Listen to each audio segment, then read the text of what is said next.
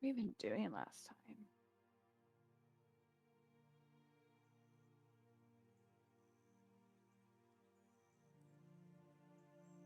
Oh, they can hear us? I mean, now they can. I just turned it on. Oh. Internet. Hi. What's up, wee webs? Don't say wee webs. Nobody says that. They might say that. I've never heard that before, though. I'm old. I think just Trey says that. It's like that one time he made me order a chi-chai. Yeah, it's the best drink, dude. I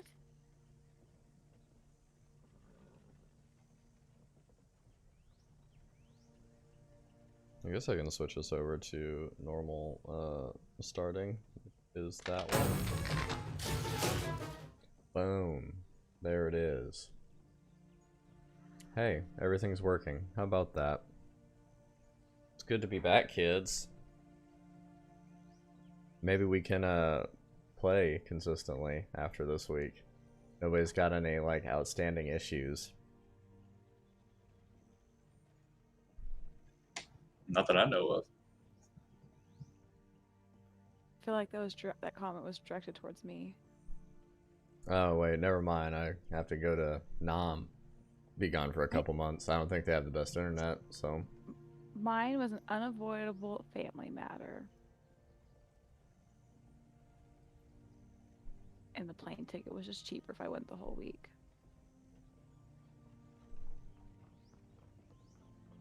You don't know.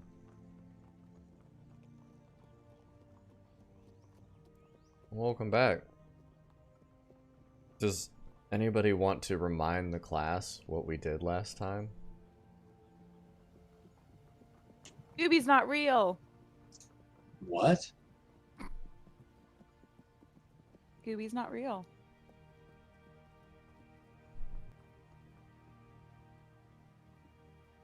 Last time we accepted the job from Malun Bokia to sabotage the mission that we accepted from the War Master, whose name is written in my notes, Garrig. They were trying to infiltrate the capital of the Drow. They wanted to pay us to cause a distraction so that they can get inside. We decided to not do that, to do what Malun wanted. Well, to do what we wanted, but Malun was paying us. We went and we met with... Name is in my notes. It's been a couple weeks. Lacenar, who was a funky guy. He approached us disguised as an old lady Scooby! at our camp. Oh, that's her name. That was her name, which I definitely have written down. But next morning, it was him. He wanted to make sure we were not bad people. Turns out he's just kind of an entry-level fella. He doesn't know a whole lot, but he does have access to get us into said capital. So we trekked with him. We got there. We told him our intentions, our plan. And I think that's where we left off, is we were about to devise an attack to get the old boys that are following us to the capital. We're all turned into Something different like versions of Lesenar. Yes, yes. And what were we? Lucky? No, not Lucky. Lucky Lesenars? He hated that one. The lovely. The lovely. The lovely. That's it. Good job, Flynn. You get an inspiration point for recapping to the class. Yeah, you pretty much covered it. We pick up now, after all of those shenanigans, the previous about week of travel that you've had, to you all sitting in front of this mountain range, this secret entrance into this capital that you don't know anything about, waiting to activate your ambush plan. I will go ahead and throw you all on the map, and it is imperative that you do not watch the stream because you will have spoilers. Just don't be looking at it, and you should be good. Sam. Change the tab.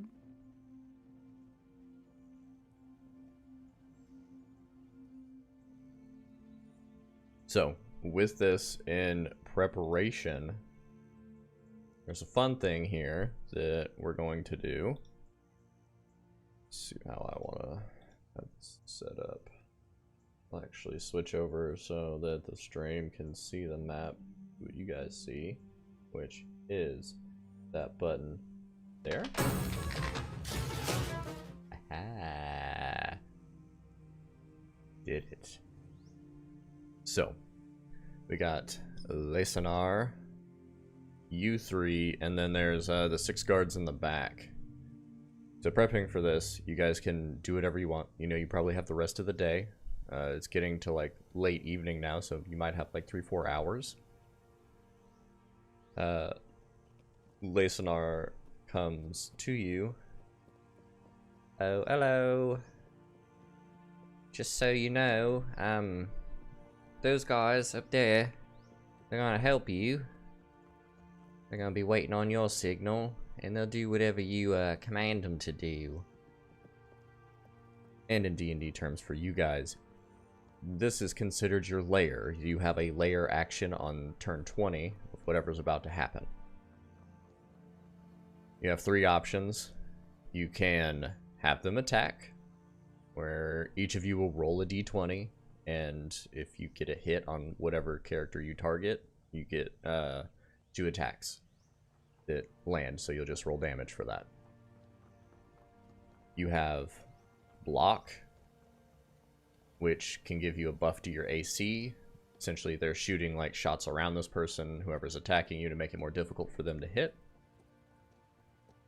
And then you have like the movement option, to where they will, for a round, stop you guys from getting opportunity attacks so you can reposition. Essentially cutting off the movement of the enemy troops so that you can move freely. So you have 3 options. Attack, block, move. And on turn 20, the 3 of you will decide which one to do, whatever you think is more important. With that information in mind, is there anything you want to do? This is your battlefield that you're setting up. Anything you want to do leading up to the infiltration party showing up in the evening?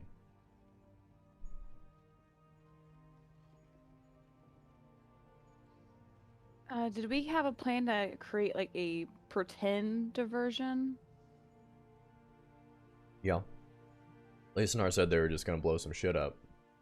Some fireworks? Yeah, have a like good old farther time? north and make it seem like combat was going on. So that part's taken care of, Great.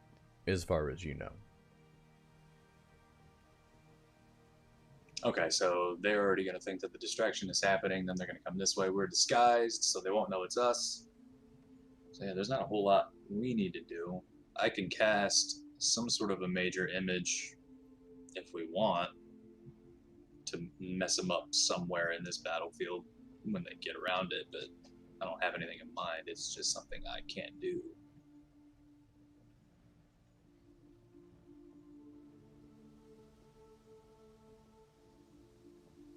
Yeah, I don't really have anything super useful spell-wise for this.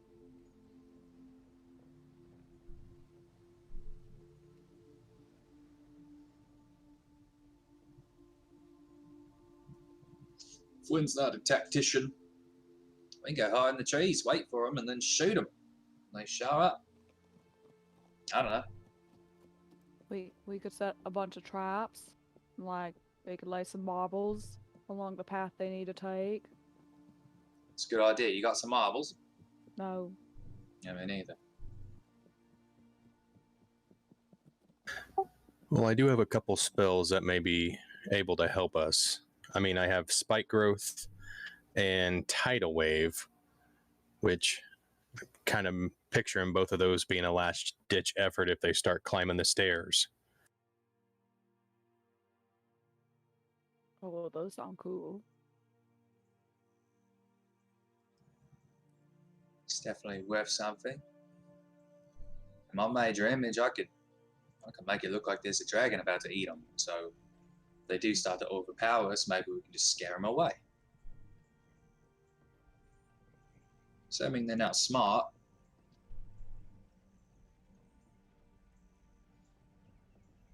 Alright. Well, I'm gonna go stand over here.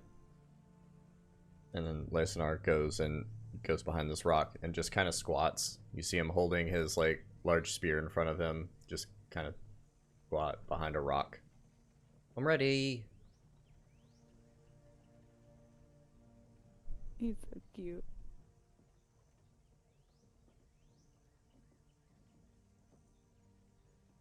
How big is this big old fallen branch right here, fallen tree? I mean, it's pretty big. Are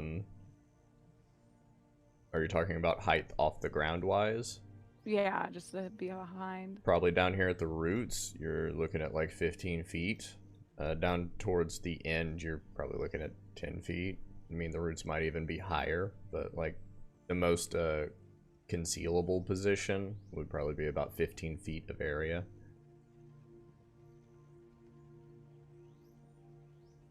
Okay, so what if I go hide by that big old dead tree? Bill, you hide in the brush over here. And then, Glenn, you can still stay at the stairs because you're more of a long distance guy.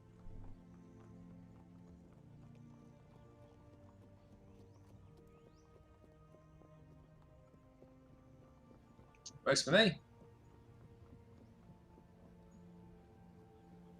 Hello, chaps. You get a bunch of grunts.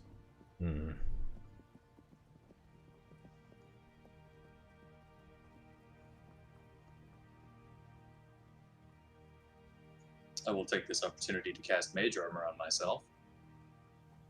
Assuming it's not early. How early is it right now? I mean, it's evening time, so. Okay. So we're expecting them soon-ish. Yeah. Next couple Then hours or so. I will cast Mage Armor on myself.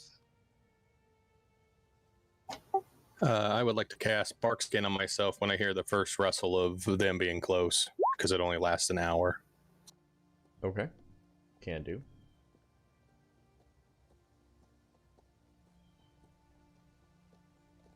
Barkskin is a concentration, correct?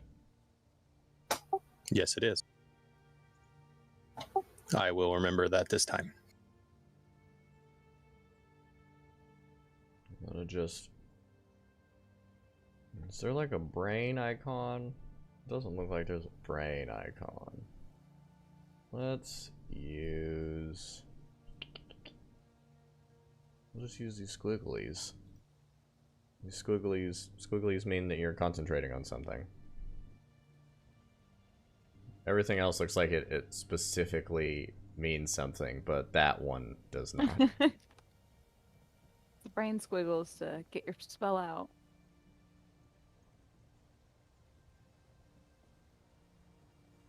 Anything else?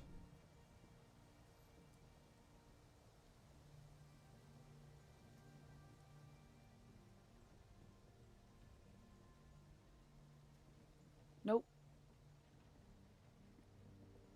And with that, time passes. You guys sit in silence for a little while. Just kind of listening overall, waiting for whatever's about to happen to happen.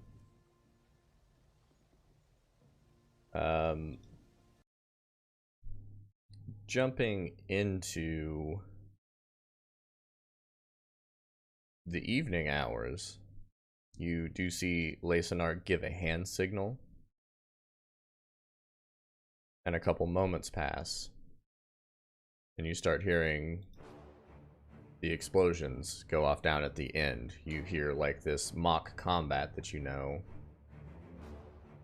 begin maybe 500-600 feet up the mountain range to the north. And with that, you see 2 people.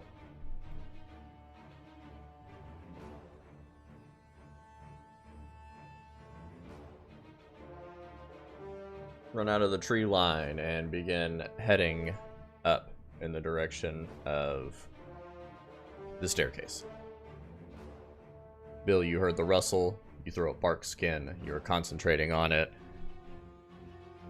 The rest of you see that things are happening. They don't seem to notice any of you, so I'm going to have everybody go ahead and roll initiative. Do we get a surprise round? You do, but you still have to roll initiative.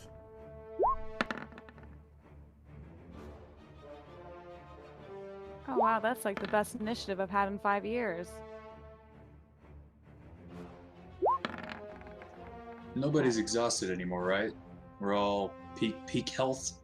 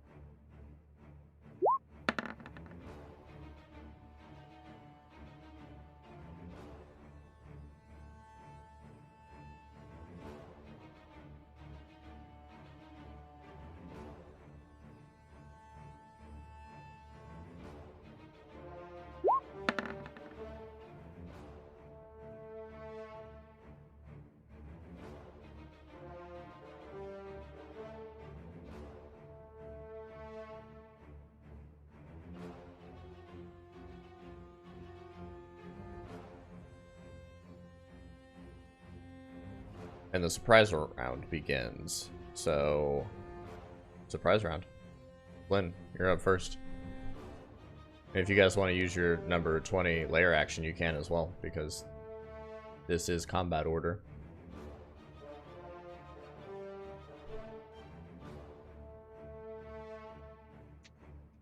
I don't know, shall we wait until maybe more people show up and get in range? Maybe, can we hold the layer action? It happens on turn 20. Okay.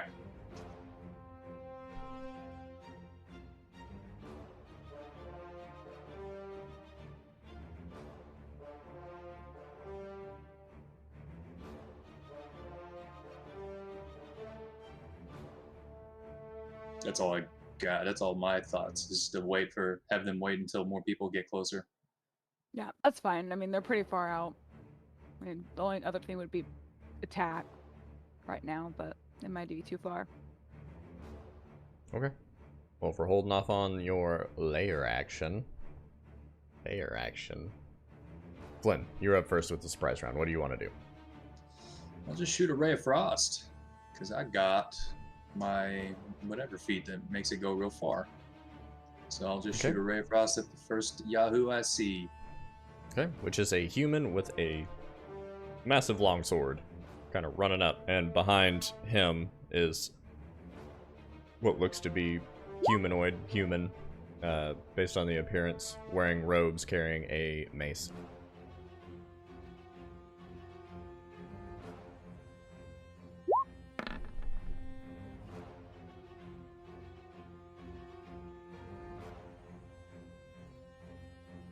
That just hits.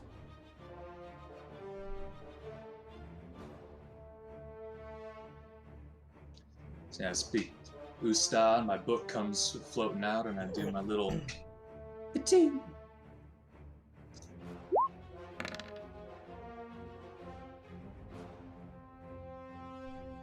$13 cold damage. Nice. Hit him for 13.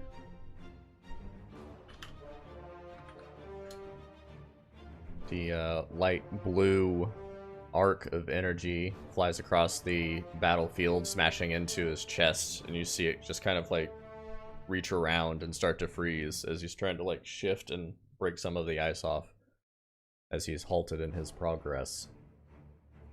Next, it goes to you, Pharaoh. Hey. I'm gonna get up to here, and as I'm running, I'm gonna cast Guiding Bolt Okay. at the human with the mace. I don't like them. Okay.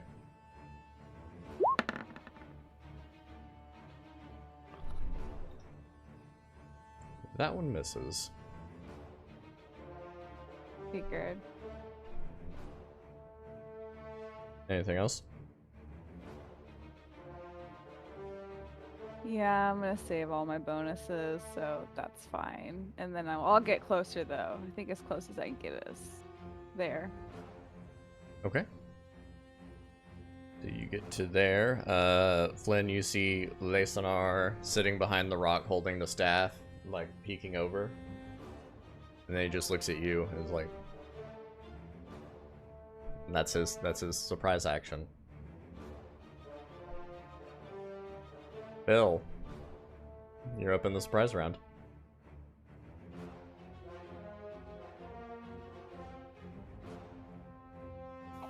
I'm gonna go and turn into a bear. Okay. Okay. I have just enough room to sneak around behind the guy with the mace without coming into contact with the other one. And I'm going to take my attacks. Go for it. We lost Sam.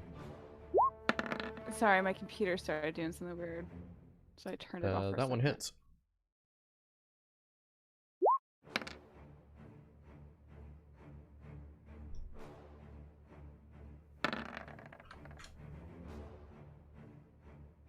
That one hits as well.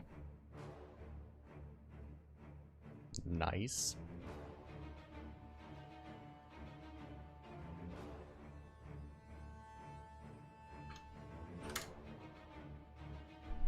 Alrighty, yeah. You bite out and then claw through the torso of this person, and they're looking pretty bad.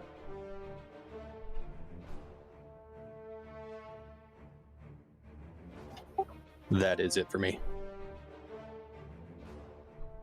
Alrighty. We jump back to the top of initiative, which is turn 20 and layer action. Holding it or doing anything?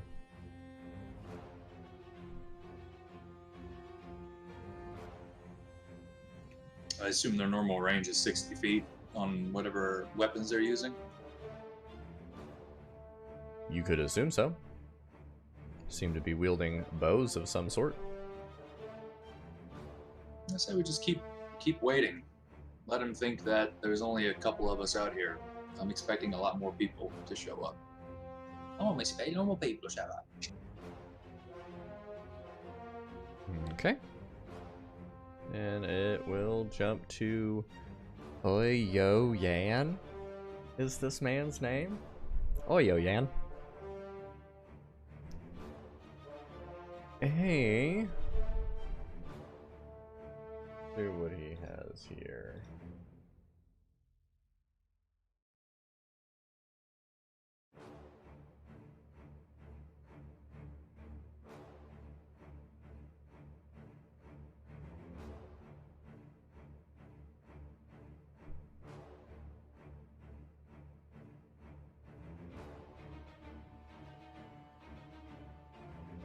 Yeah. So, Oyoyan is just going to scream, go into a rage, and he is going to hop behind you, Bill, and take some strikes. He has 2 attacks.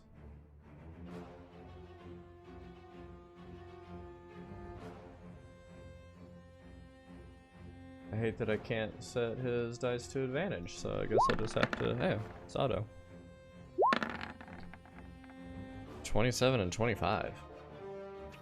Yeah, they both hit.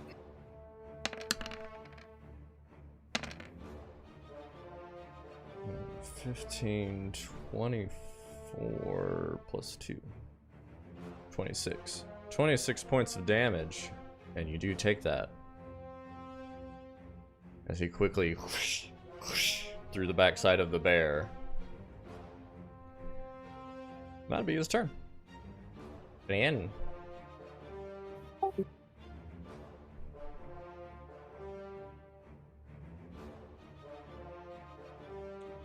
just stick with the Ray of Frost for now until things start to look a little bit more hairy. This time I'm going to shoot the one that's closest to me. Okay.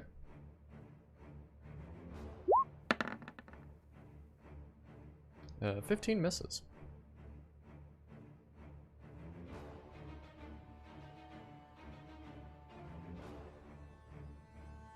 All right. I tried. That is my turn. It's kind of dark, you know. Alright, and Flens jumps to you, Pharaoh. Bill has just been flanked and done a bunch of damage by Barb. What you got? Okay, I will flank on this side. And as a bonus action, I will cast Magic Weapon, so I get +1 to my attack rolls and damage, as well as my Blessing of the Forge, so I'll get +2 too. And I do also want to specify that I am not trying to kill these people. I'm trying to knock them unconscious if we do get to that point. At least for my turn. It is noted. Thank you. And I'm gonna... Just don't like this mace wielder. It looks like a bad mace, and I don't trust him. Looks like a bad mace. And yeah! You roll a natural 20, and you see the mace wielder kind of wave a hand. Cancels your natural 20, but it does still hit. Oh. Well, then ignore the crit damage that's gonna come on here.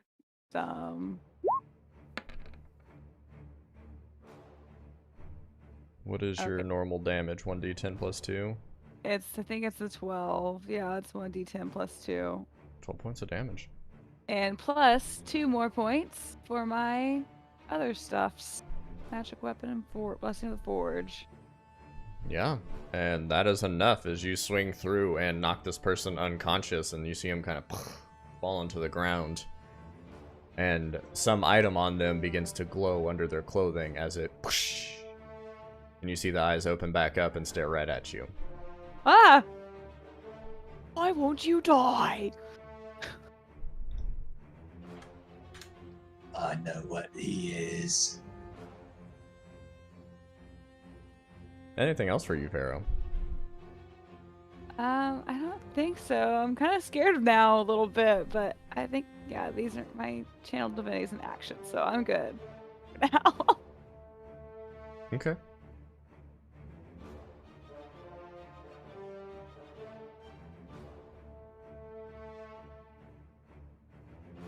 It is now, what's this person's name? Zhao Xior? Zhao Xior! They are going to...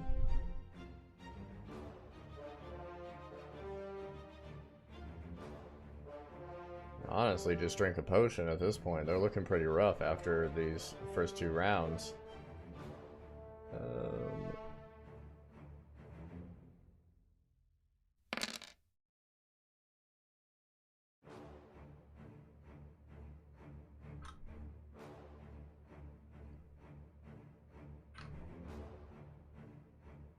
You see him drink a potion. Let me see if they have a bonus action.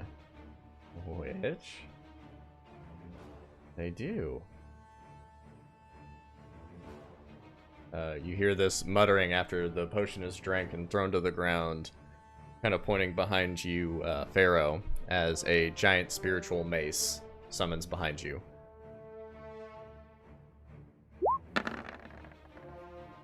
A 25 to hit. Yeah.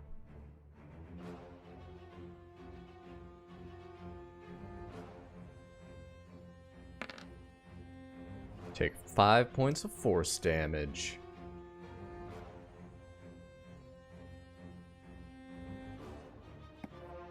Weak spiritual weapon. At least they hit with the spiritual weapon. Okay, fair enough. Alright, that ends Xiao So. Goes to Lacenar, and you kind of hear a voice, Pharaoh and Bill, like off in the distance. Hello, would you mind bringing him over here? Not very good from this far. And he's just gonna hold his action. And then jumps to you, Bill. As a bonus action, I'm going to expend a second level spell slot and get some hit points back in my wild shape form. Yeah, go for it.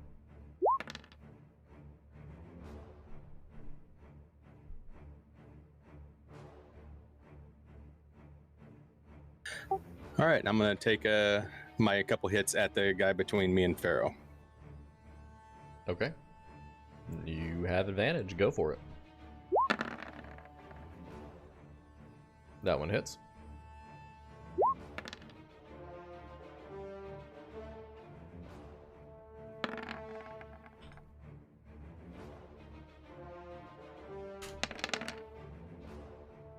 That one definitely hits. As you once again knock this person down and dying.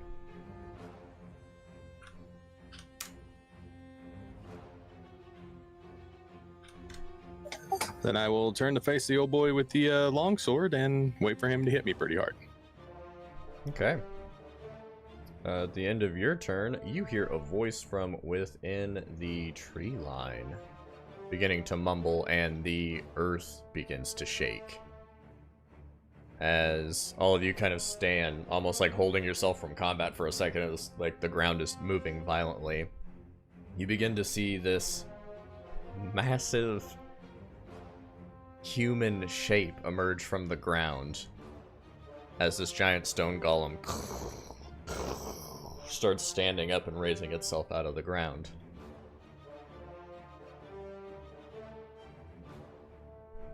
And now it's there. That is this thing. Can't cast 2 spells, so it won't work. Okay. That is the end of Treeline person's turn. Then it's going to kick over to Oyoyan. And Oyoyan is going to make his 2 attacks. Oh,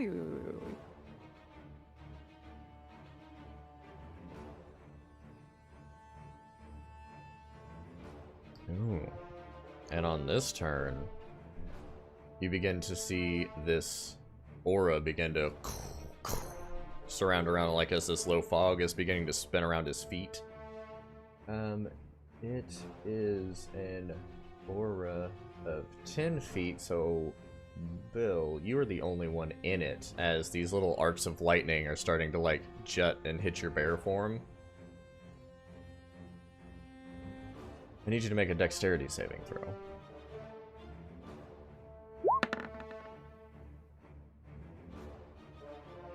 I don't think that makes it. No, the DC is 13. So right off the bat, take 6 points of lightning damage. And now he is going to dive into his multi-attack. No longer with advantage.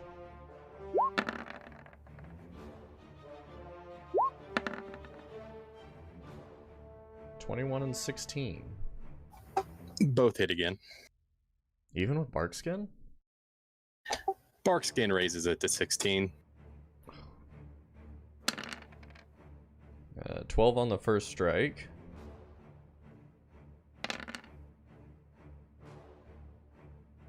And 19 on the next one. So First one puts me back to Bill.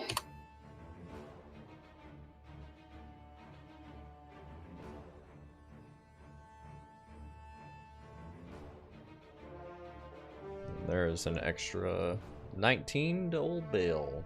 I actually think an extra 20 total with the rollover.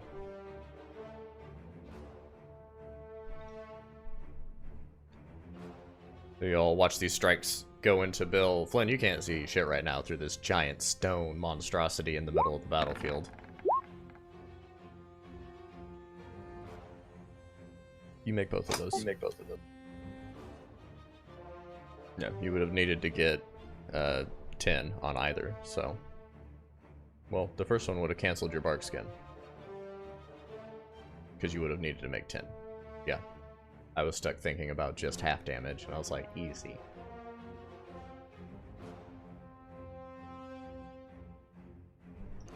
Let me remove your counter, as you are now not concentrating on anything. That will be that. And Oyo Yan Edu. Now having some space from you.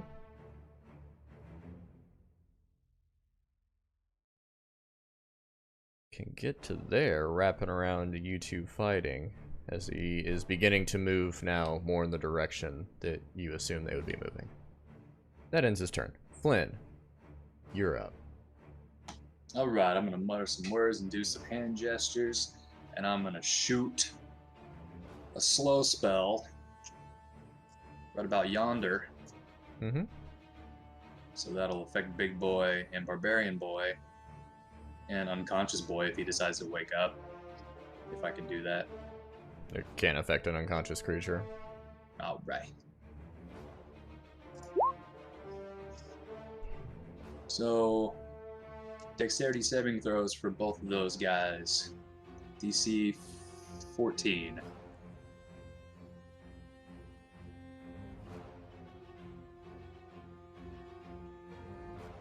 Okay.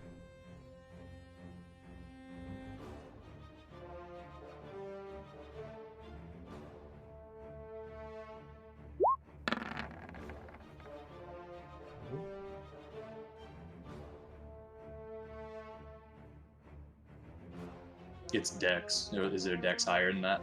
It's a wisdom saving throw. Oh, I was looking at... Oh, I got you. I wasn't reading the whole thing. A lot of words here.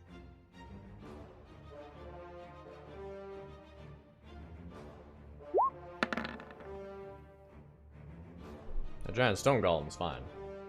I wish it... Can I use my inspiration to make that the other way around?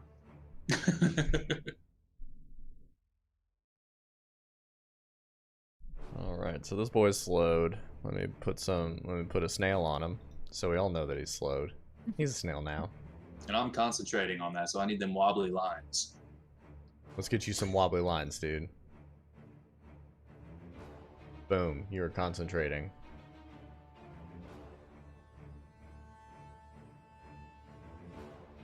Anything else for you, Flynn?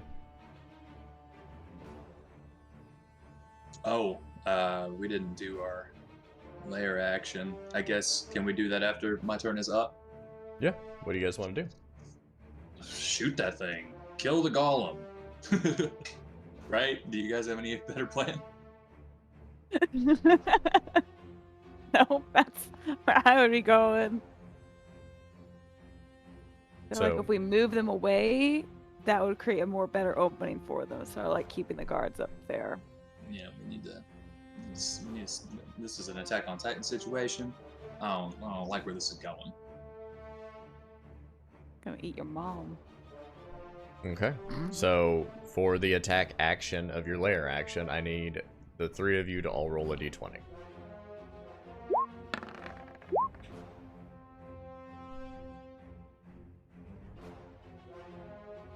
Alright. Well, all of the arrows are shot, and these guards are not very good at fighting stone creatures. As they all just kind of clatter and break, you see the arrows just snapping and falling to the ground at its feet as it's just standing stationary. Now it's turning into an Attack on Titan situation. I'm upset. Alright, that ends Flynn. Pharaoh, you are up.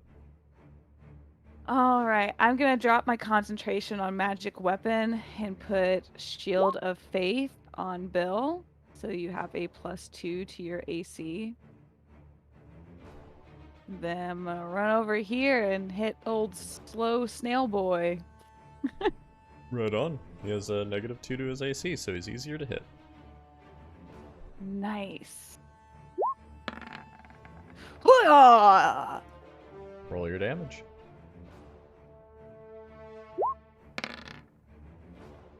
So 9, because I'm a +1 from Blessing of the Forge. Halved to 5. Oh yeah, he's raging. Does that count if it is Blessing of the Forge it makes my weapon, it's considered magical? Does it make it magical, or does it just give it a bonus? Open with magic. I knew magic weapon did. Let me double check. I'll just put it up for you to see. You magic into your weapon. And it becomes a magic item. Yeah, it's magic, so he takes the full 9. Woohoo! Reading spells, finally. All right. Coming Way in to handy.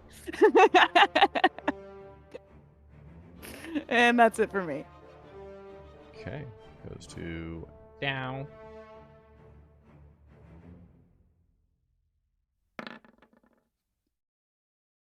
One failed death save. It ends. Meow. So. Nice and R.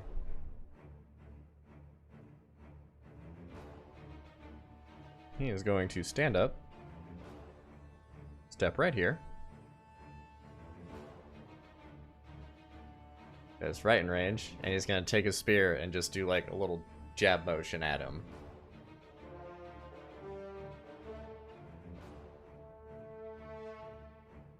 At the golem or the barbarian? At the stone golem, but misses as nothing happens. And he goes, "Oh, we have shit." And that ends his turn.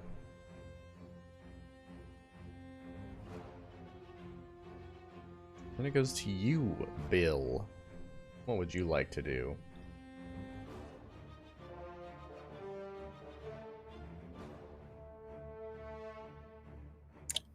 I guess I'm gonna go back into my bear form.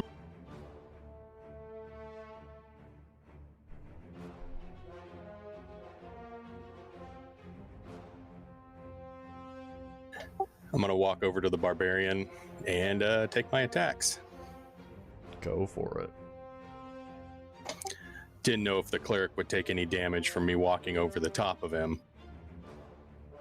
Did you want the cleric to? Not if it's gonna have to take one of my attacks, but Then it does nothing. all right. You very kindly walk around the cleric's body. Yeah, that'll hit. 'Cause advantage.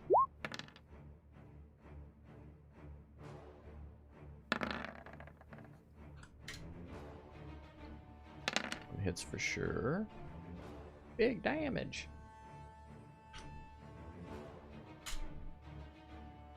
Alrighty. So you take the 2 swipes at the creature, biting into him again and slashing into his body. Looking pretty wounded. Is there anything else for you, Bill? Nope, that's all my actions. Wonderful.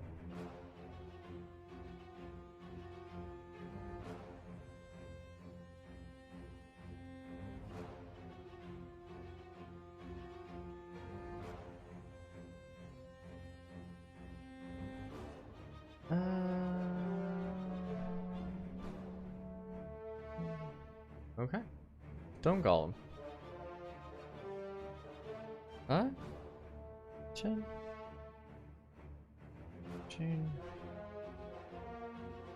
She's right there. Going to make 1 attack on both of you. First one's at you, Pharaoh.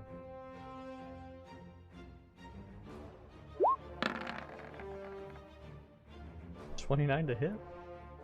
Oh man, yep, it's close, but it did it. It's right there. Takes 16 bludgeoning damage. Ooh, as a heavy stone fist goes smashes into you. like the wind just got knocked out of Pharaoh. And then one more at you, Bill. 14. Yeah, that hits. Wait, you have my Shield of Faith on though. On an AC of 11 for a brown bear. Oh, yay! You're all looking real strong. You've got Maybe. this. It's made your fur a little thicker. And Bill, you take 22 bludgeoning damage. And you do take it because Stone Golem's attacks are magical. Magically bullshit. With that, Flynn, we're not to your turn yet. We want our boys to do anything? Are we not to them yet? We're not at turn 20 yet. Tight. You see a drow with spiky blonde hair and wearing a porcelain mask step out from the tree line and wave a hand in your direction as a wall of fire forms on you and all of the guards.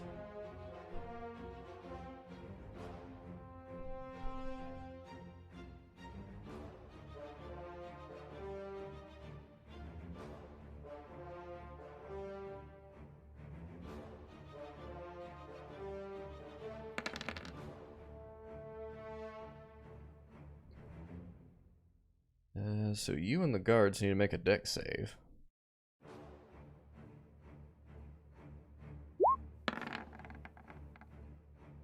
Hey, you make it. So you only take 14 points of damage. I'm down.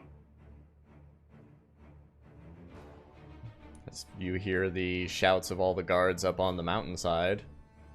And Bill, you don't really have visual because there's a giant stone golem just hanging out with you. But Pharaoh, you do see Flynn fall unconscious, and that slow spell is also released. Yeah, it is.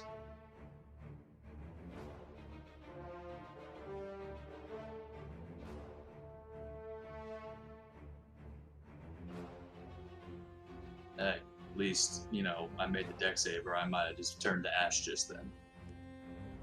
Yeah, you would have. Okay. Tawera is done. It goes to Oyoidu.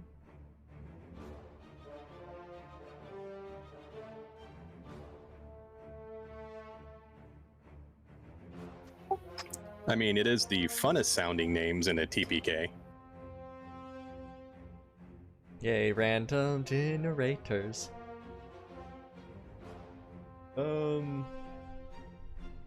Oyoyan Edu. Well, right off the bat, both of you need to make a dexterity saving throw because of his storm aura.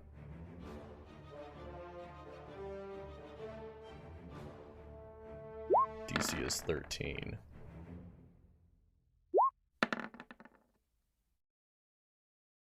Pharaoh, you fail as a little streak of lightning kind of shoots from him and does 4 damage to you. Real quick lack. Then he is going to make...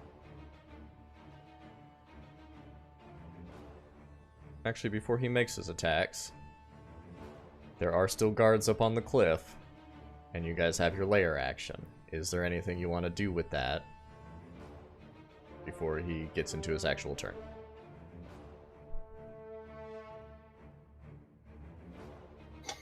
Yeah, they should shoot her. Kill him. Kill the fire witch. Okay. I'm the witch. So I'll roll. We'll say Lacenar gets that third roll. All of you roll a d20.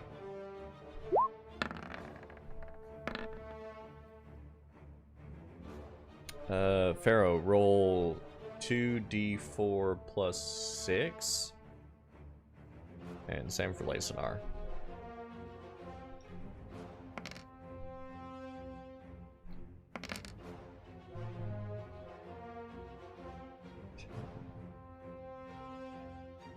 she gets pelted with a bunch of arrows over there.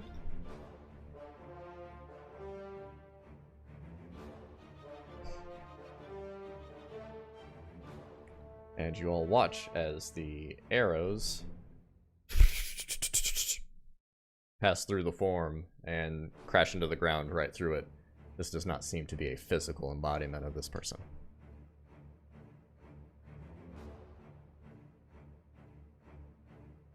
Ah, man. Hey, but you gained some knowledge. That's what we want, the enemy to gain knowledge. Well, you gain knowledge. Now you don't have to waste a spell on a duplicate. I'm learning a lot. Well, knowing is half the battle. Do I smell cookies? That's my cookie. Anyways, back to Oyo Yan Idu. He is going to... We're gonna make 2 attacks. It's more threatened by you, Pharaoh, because you're heavily armored. Even though, no, the bear did a lot of damage to him. 1 attack on both of you. This is how this is going. He's gonna just swing like a tornado in a storm and make 2 giant attacks at both of you.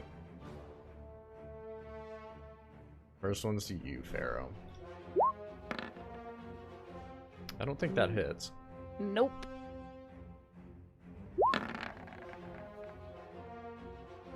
Ten? I don't think that hits you either.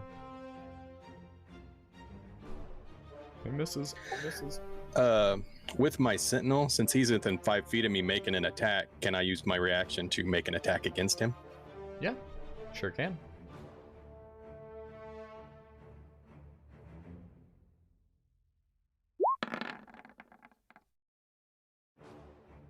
You have advantage, so that hits.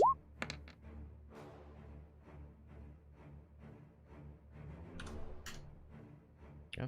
You kind of bite out as you're swinging out at Pharaoh, which throws off the second attack as the sword goes high over your head as you bite into like his hip and drag him down a little bit. That ends Oi Yo Yan Edu. These names. Loving them. Flynn, we jump to your turn. You have to make a death saving throw, but I need to look at something because you might be in a bad spot right now. They concentrating on that firewall. Am I getting cooked over here?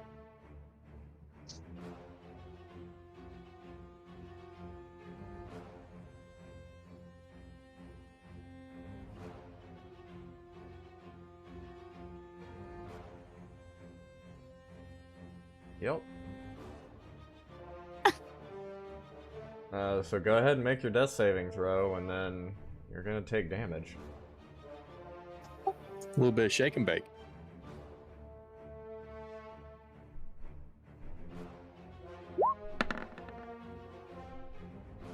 I'm gonna use inspiration to re-roll that. Fucking right. Well, I made it to level 5, you guys. That was better than I was expecting. Wait, I thought inspiration you could add a d10 to your roll. No, it's not Bardic Inspiration. This is DM's Inspiration, which gives you advantage on something. Okay, I tried.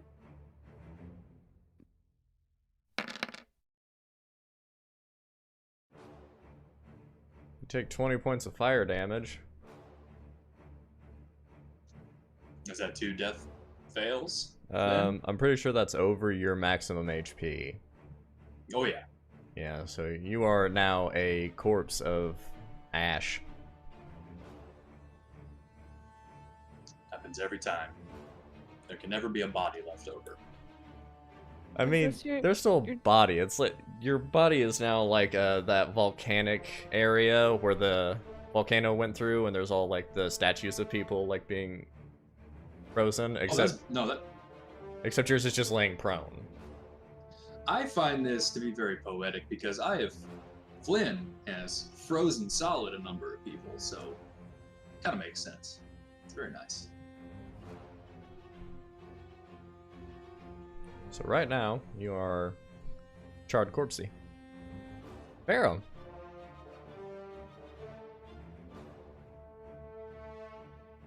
changed everything I was gonna do. I was gonna throw some healing word at him.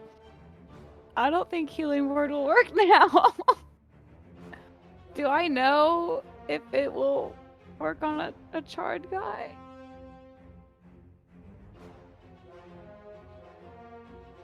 Make an intelligence check. Just roll intelligence.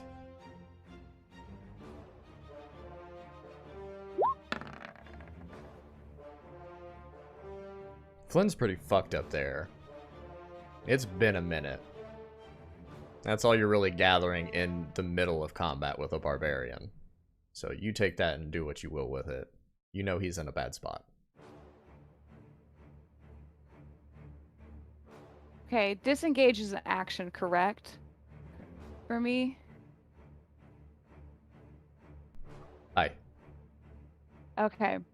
I'm going to disengage, move up here because I was slightly out of range for healing word, and I'm going to try to use healing word on my buddy. You cast Healing Word, and you don't feel the spell hit anything. You just expend the spell and nothing.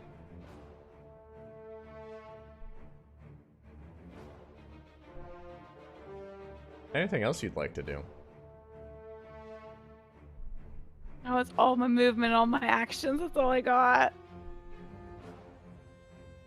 Hey, Jiaosaw, still down here. And is fully dead.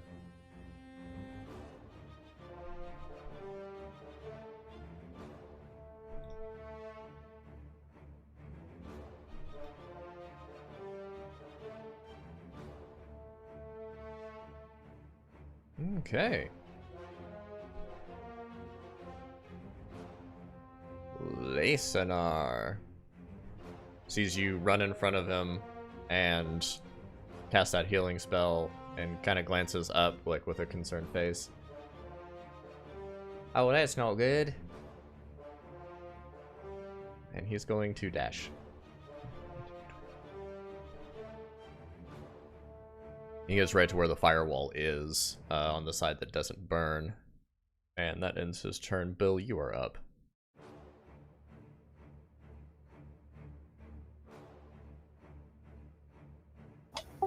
I'm gonna just keep taking my attacks on the old boy with the sword. Go for it.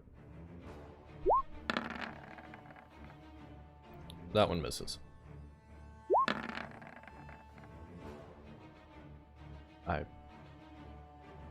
Actually, that first one might have hit. I might be full of shit here. Let me look. Oh yeah, both of those hit. You're good. Roll damage on both of them. I was thinking of the wrong AC.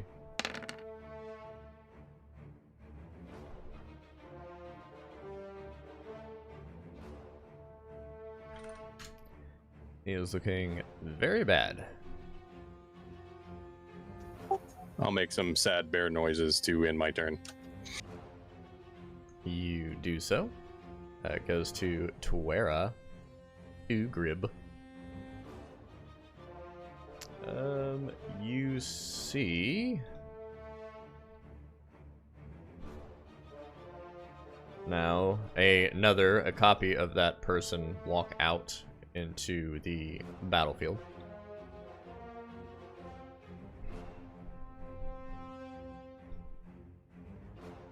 Walk up to this point here. The firewall drops, and from kind of behind you, Bill, you get front row seats. The stone golem does smash down on the barbarian.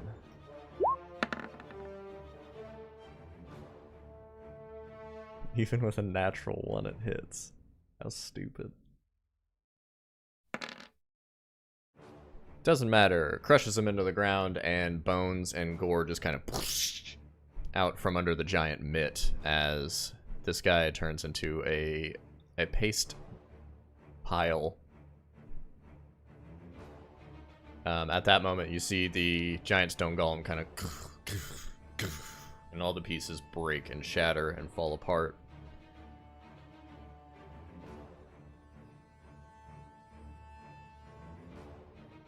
And that'll end the turn.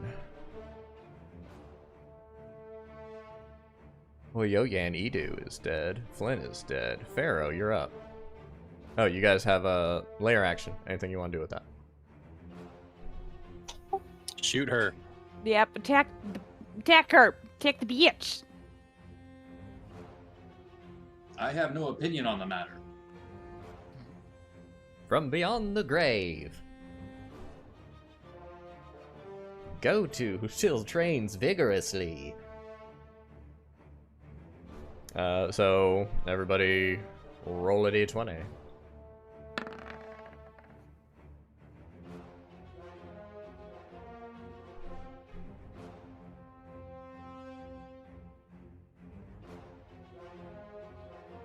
Yeah, all those hit. So what did I say last time? 2d4 plus 6, I believe is what it is. Off the top of my head. So 11.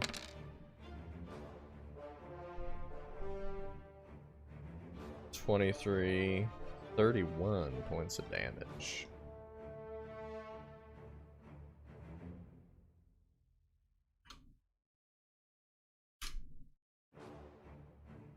Alrighty. So that's a layer action. Then it jumps to you, Pharaoh. Okay. I really don't like this lady, but I am going to just try to go unconscious on her, because probably should tie him up and ask some questions since she killed her own allies. Nick's like, no, fuck that, just kill a bitch. Yeah, I'm gonna use guiding bolt since I'm a little too far out of range. And I'm gonna aim for... Oh, well... I mean, if it's guiding bolt, could it go through? It would go through the duplicate if I was in a straight line, right? Put up guiding bolt and I can tell you. Okay.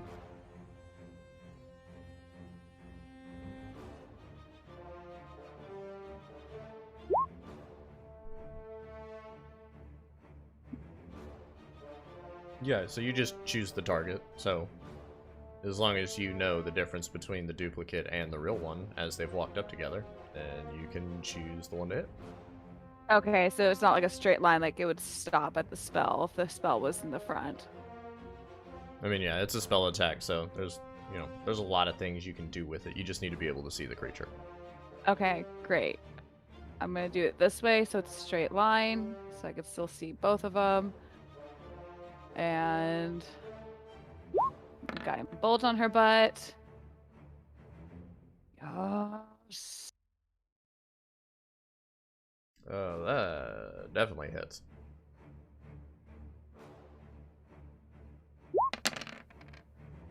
$17.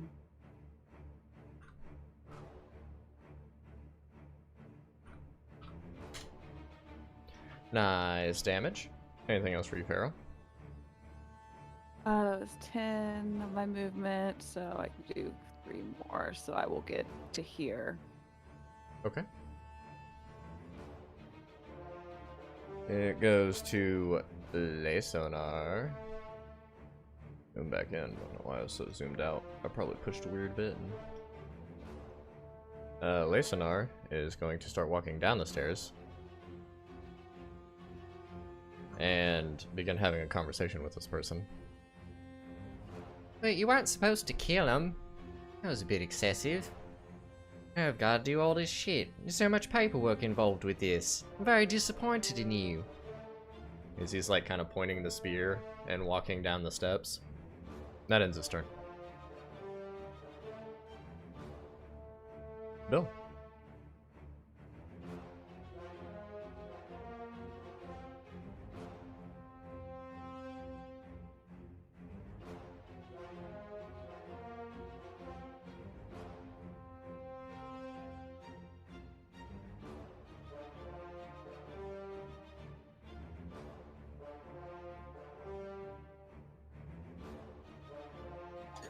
I'm going to drop the bear form and move as close as I can towards the chick.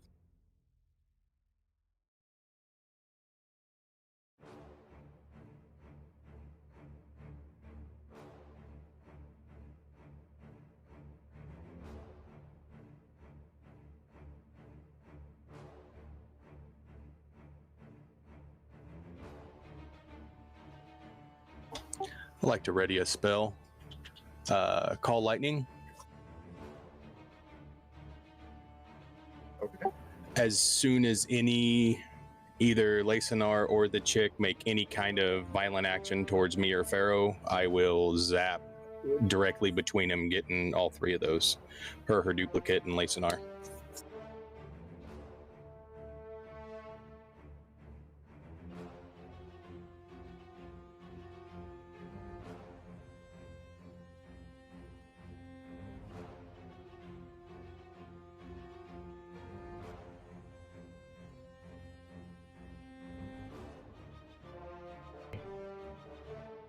Listening to Lacenar kind of say this.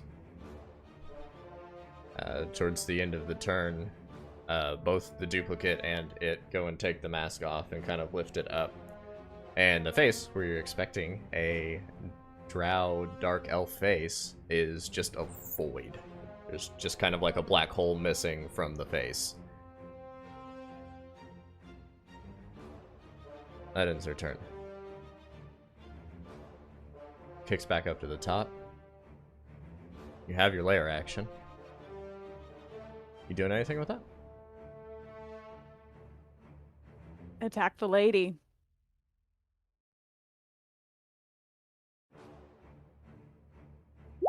Roll your d20s.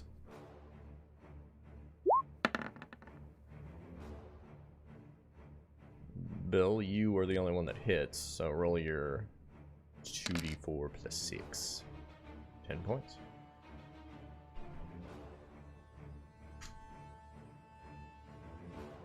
Okie dokie. Ends that. Everybody's dead. Pharaoh. Okay, I'm gonna get to here. If I feel, is this the duplicate or is this the person, the one right in front of me? Are you waving through the person to see if it's a duplicate? I think I would know what I would be doing is I'd be going forward with my hand out with inflict wounds ready, which I'm also going to set that at a third level spell. So I am like moving forward, and once I touch something physical, I am using that spell.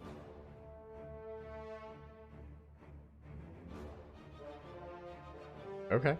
So you walk through and hold a hand out to do inflict wounds. I think you have to make a melee spell attack for inflict wounds, or is it a ranged spell attack? What's a melee? Yeah, so go ahead and do that.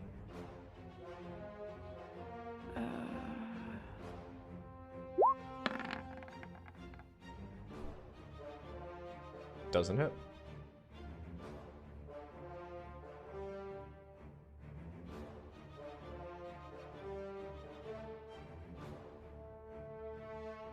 Okay.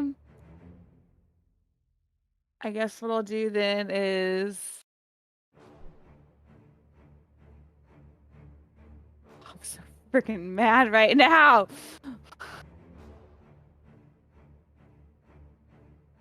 I'm gonna put Searing Smite as a bonus action, so next time I hit, I'll have some hot intensity flames. So I'll have that on. Very well. Your warhammer begins to just glow in these radiant flames. And that ends your turn. And it goes to Lacenar, who walks up here. It's just like, oh, hold on a minute. This is a misunderstanding. We're having a problem. So he kind of reaches out and touches this Tawera Ungrib as it morphs into Lacenar. As Tawera is now gone. And we are out of combat.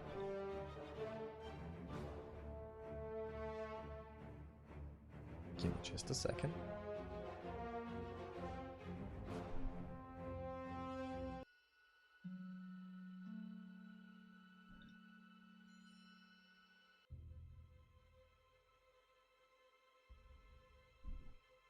Well then, now that that's done, if you would have killed that part of me, we wouldn't have been able to bring your friend back.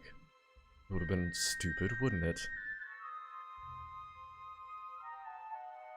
I'm sorry, things got out of hand. But we do need to move quickly, otherwise he will be gone for good.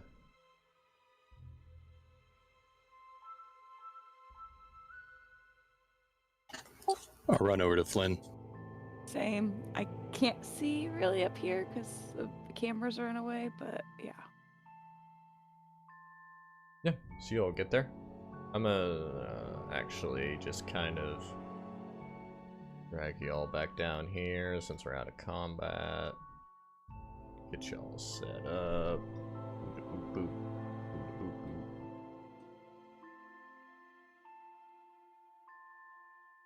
There we go. We can run with that for a second. Let's... There we go. So you all kind of run up the steps, get on the mountainside of this kind of like just flat, very sheer drop-off mountain edge where there's a handful of corpses up here that are all charred, and Flynn is just kind of like planking in a charred statue form.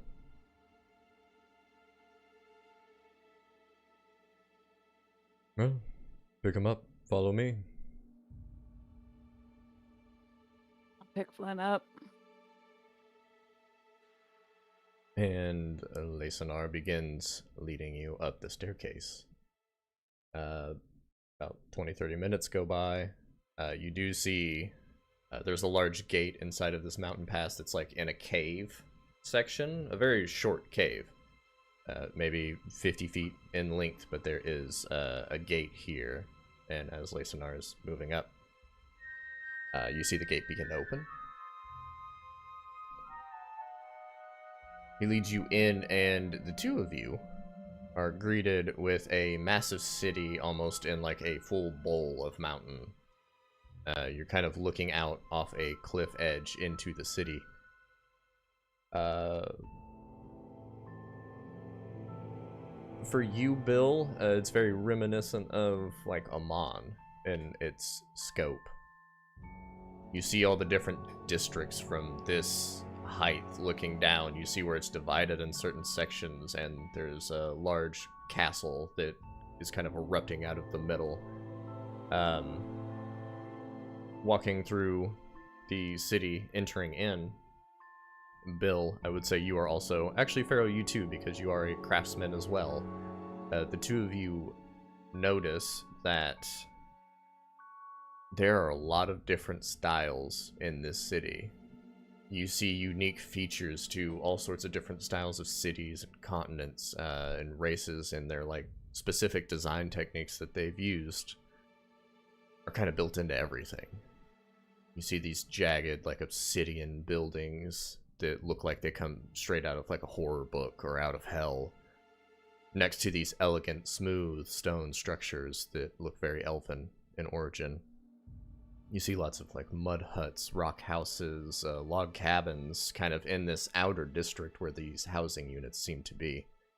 A very mishmash of culture out here on the outside. Not too far now. I think the chapel's just right around the corner here. As Lesonar kind of flips his coat, turning a corner, and you are greeted with an unusual looking structure. This building that almost has like two halves. It looks like two different churches were just smashed together. You see this like natural vine and overgrowth, plant life kind of overtaking one side, and then on the opposite side, you see all this heavy stone, these metal shields and swords kind of built into the building itself. It looks like it is just an armory built into a building. But everything seems to be made of stone and crafted with very fine craftsmanship. As you all move into the temple, there is an altar at the far end. The room seems fairly clear in sorry, in general. There's a couple people in robes wandering about back and forth. Lesonar kind of waves at the altar quickly to place Flynn down.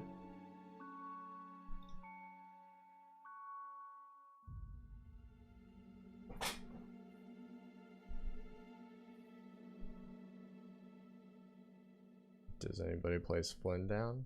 Oh, I placed Flynn down. Sorry. I was just irritated at this situation in general. Still keeping an eye on this so-called Lesonar guy now. You see Lysanar start to pull out all this stuff. You see their bottles being brought from some of the clergy members on the outside that are just kind of setting stuff up on the table.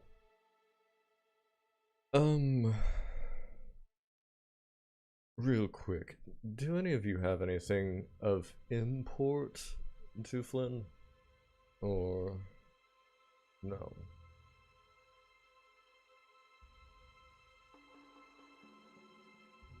Mm-hmm. Anything that might be meaningful? And if we don't have that, do one of you just have like a scrap of leather? I need that.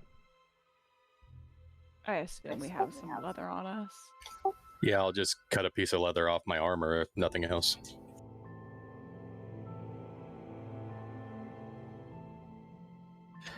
Is his golden under armor still there? It is. You can That would see be- through the ash and charred corpse, there is this golden ball holder on the lower midsection of Flynn's corpse that is glistening in the cathedral light. Oh yeah, he loved that thing.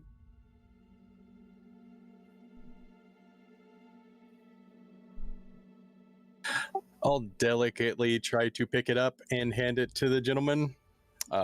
This was something that he was very close to. You go and pick it up, and as you pick it up, like a bunch of ash just pours out of it, like. Then you hand Emphasis on a bunch. and you hand it to Lysanar, who kind of just like looks at it for a moment. Right. Okay. Takes it and then just sets it back down quickly.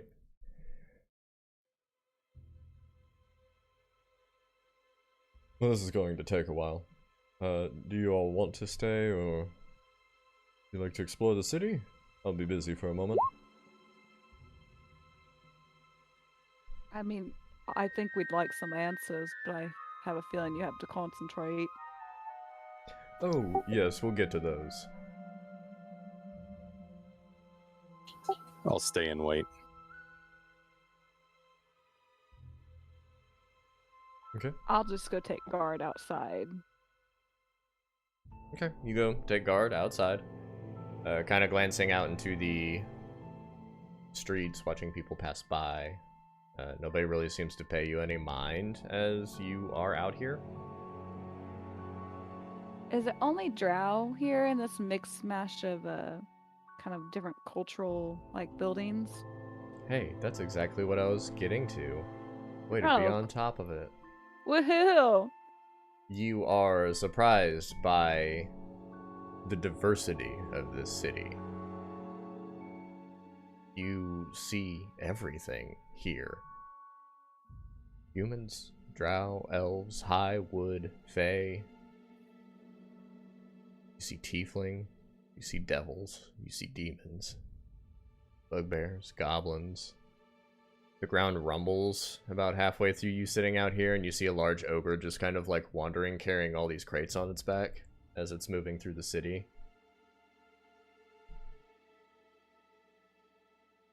A moment passes, and then you're shocked as you kind of glance up over a corner, and you see what seems to be a pair. Very attractive, devil-looking creatures with wings and horns just kind of peeking around the corner at you. And then give a nod, and then descend back behind the church walls. But to answer your question, there's everything here. Like, this is a cultural mosh pit as it seems. And as you're sitting out here kind of taking in just the scenery in general, you notice that, like, a lot of these buildings are almost... You have a stone cunning ability, right? Yeah. I want to make sure you would know this. Roll that ability. What is it? History check with your proficiency, I think? I think it's double. Just put it up real quick. Yeah, go ahead and make one of those, like a passive history check as you're kind of looking around this area. Okay, so this is it without my proficiency, so this plus 6, since my proficiency is 3. So I'd double that, so would that be right? 16? Yeah, 16's right. So easily, you do recognize, just of your knowledge of stone cutting, stonework, and craftsmanship, that these buildings come from different, like, points of civilization. Like, as far as, like, the ages go of civilization, like, some of them are ancient structures. Some of them you don't even understand because they are so far in advance of what you've ever seen. Just like the craftsmanship of, like, all this carving on the chapel right behind you. The amount of time it would take to create something like that is years. There's a lot of things here that are just marvels, and you're also kind of torn with how have they preserved something so old that doesn't even really exist anymore. So everything is kind of mashed in here. This is a weird, like, center point of everything, it seems like, as you're kind of glancing about.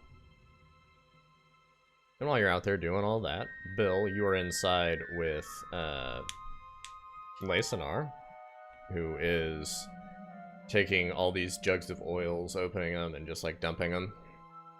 And you see him open another, and dump it. He starts grabbing, like, a bunch of dried leaves, like potpourris and plants, flowers, incense, lining them all around. You see him snap his fingers, and, like, this ring of fire kind of travels around it and burns up.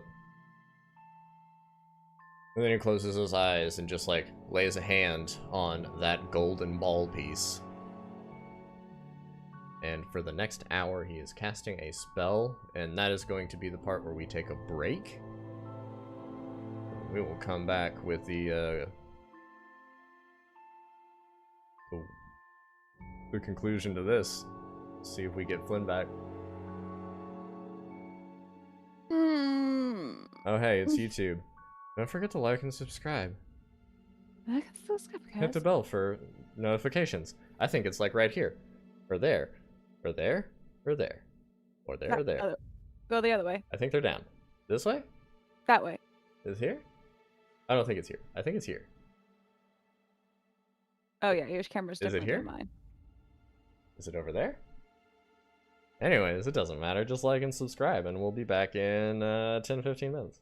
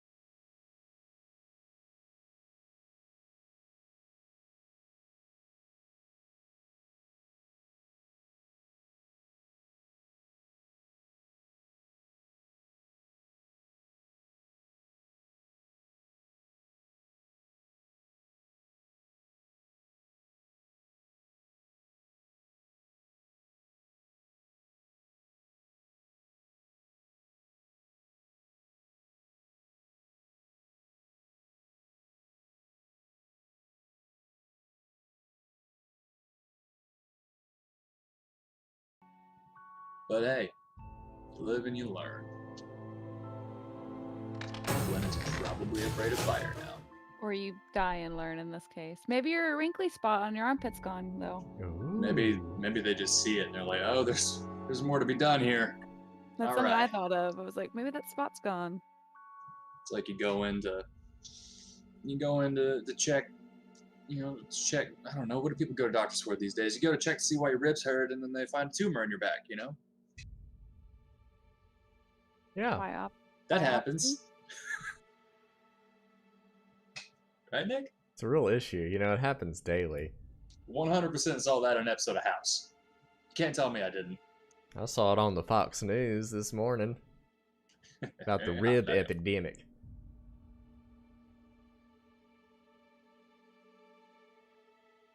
Well, anyways, we're back on the stream. Hi, YouTube. Hey, if you didn't like and subscribe, Flint's dead here. That's how this works. You have to like and subscribe to bring him back to life. We need 100 subscribers to bring Flint back. Well, bye, Flynn. No, I'm going down like Jason Todd. Between the 2 people watching, we need all of you to somehow go get 50 people each. Let's do it. I'll give you 5 seconds. Go. We made it. I got 2 Flint's likes on my post about the stream today on Facebook, and Nick shared it. So I'll go that's share probably it about now. the same, no? I mean, a share is worth 98 subscribers, and then 2 likes is 2 more, so there's 100. We did it. Facts.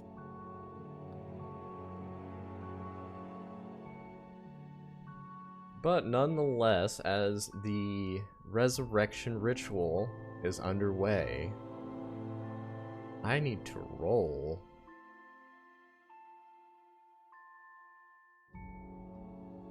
See if you come back either way.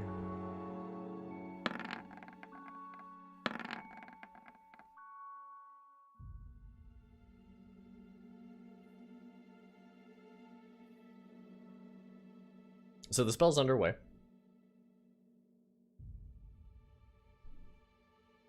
It's an hour-long process. Bill, you were stuck in a chamber that is equally as interesting on the inside as it is on the outside. You see vines kind of creeping through the floor and like wrapping around the altar benches. Pews is what those are called.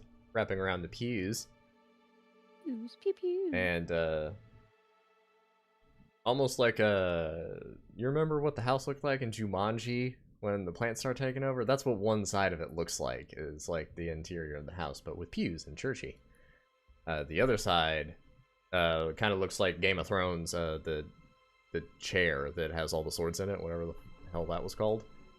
But all the pews are made of like different weapons and materials, and the interior is lined with that, and they kind of just clash, and you see some of the vines like winding through swords on the top, kind of like a bringing the two together, as you're just kind of taking this in as Lacenar is in front of you mumbling, and you are blinded by this radiant glow that kind of just engulfs the entire room. Flynn, can you roll a D100 for me? Yes!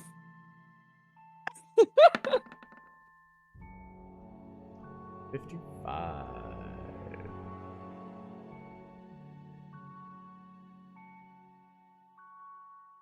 The light swells, fills the chamber, and then dims. Bill, you're back there like rubbing your eyes, trying to get vision back, and you hear Lacenar. Oh, would you look at that? It worked. Wonderful. Welcome back, Flynn. As your eyes are open and you're kind of looking around. You remember dying. You remember just being engulfed in flame, and that the last thing, and now you're brought back from something that you can't quite remember. Something happened, but you can't recall. But you are back on this table with Lacenar, who has a different voice now. I would like to run up to the table You run up to the table. You are greeted with a sight of Flynn, but different. Still short. Still red hair. Still clean shaven. The same attire.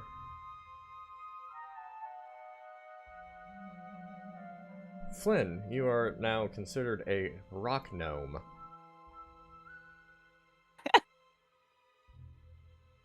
We will need to adjust your character sheet appropriately. What kind of gnome were you Jesus. beforehand? I was a halfling. Oh, you were a halfling. That's right. So halfling luck is gone. Bravery is gone. When I roll a 1, damn. It's a 1. So, Flynn, you come to on this altar table. Lots of like overpowering smells are kind of swirling around you at the moment of all this incense and potpourri.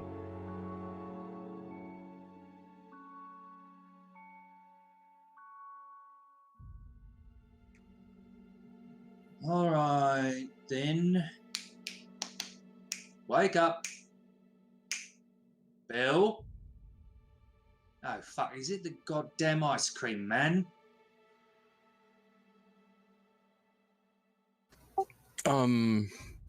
You're a little different. Yeah, no shit. What have you done to me? He brought you back from the dead.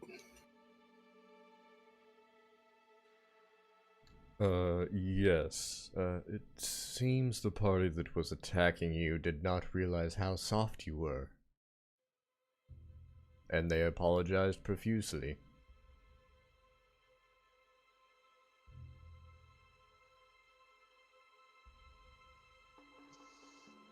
What?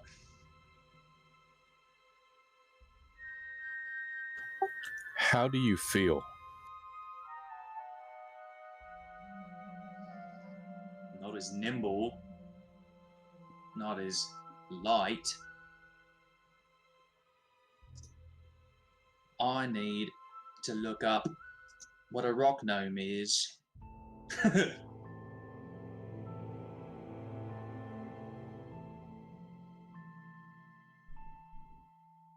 And we're gonna have to get new character portrait for you too. Yeah, I can work on that today or tomorrow. I like doing that.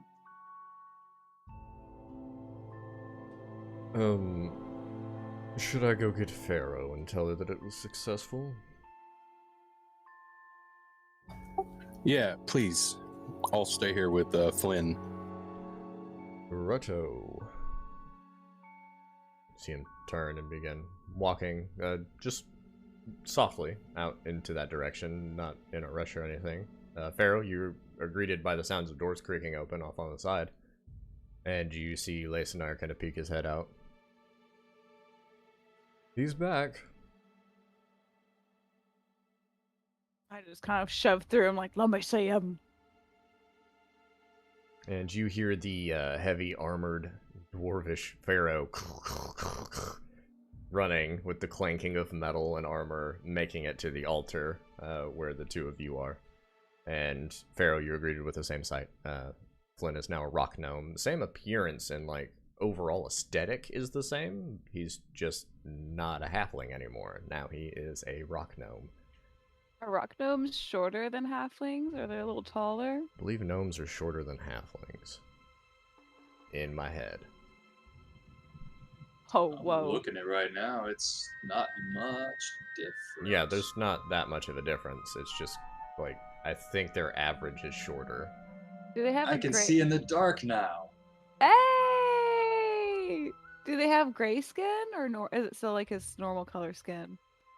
Yeah, I mean, Flynn's gonna have to describe what his character looks like now. So, that'll be up to him to choose all the aesthetics.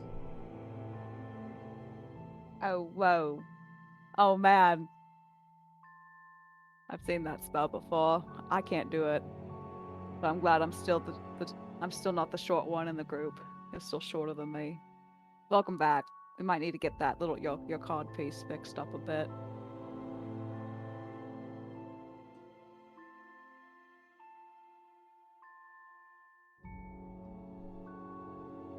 Secretly hoping you come back as like a hobgoblin or something.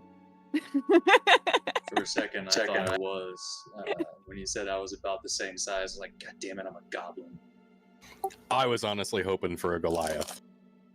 That would have been the coolest. I was hoping for Dragonborn, because that would have been the most drastic switch.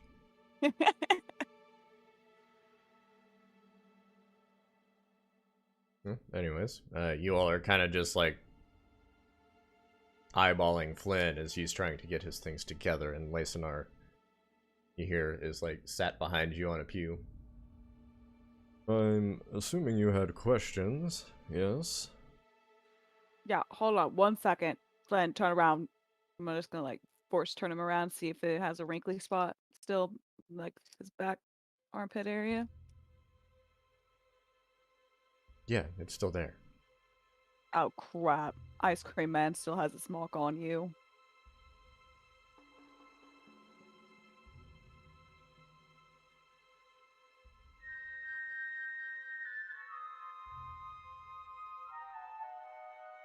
Are you feeling okay?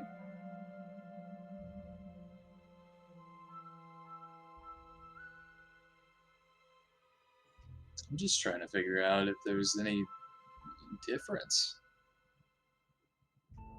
Out of game here, I don't see much. I mean, it's just racial abilities. You take the...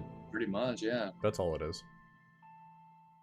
Everything should be about the same. You're like the same height and the same build of character, so everything should be pretty similar. I'm just trying to figure out, are gnomes, like, slimmer or more stocky than a halfling? That's what I'm trying to determine here. Which is why I had Lysanar ask if you had any questions, because I was going to give Derek a moment to figure out what he's doing. Pharaoh. Making sure my buddy's okay, alright?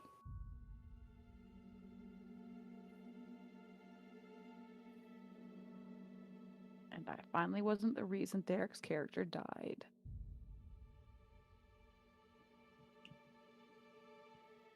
I mean, Well, you didn't save me either as the cleric, so. Friendship over and gaming out. I mean, if you all aren't busy, I would actually like to go loot those bodies. Wanted to see if they had anything on them. Might be something useful. Yeah, I would like to go look at that cleric. I was trying not to kill her, but it seems your other half did.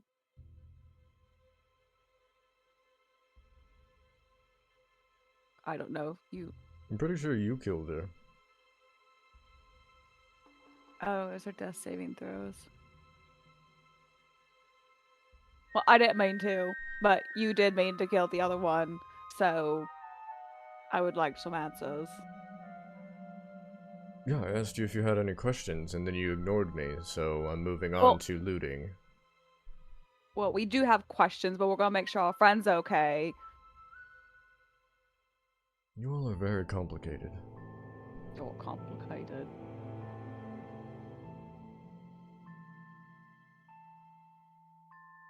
Well, I'm going now. You may follow if you like. He just kind of gets up and starts walking away.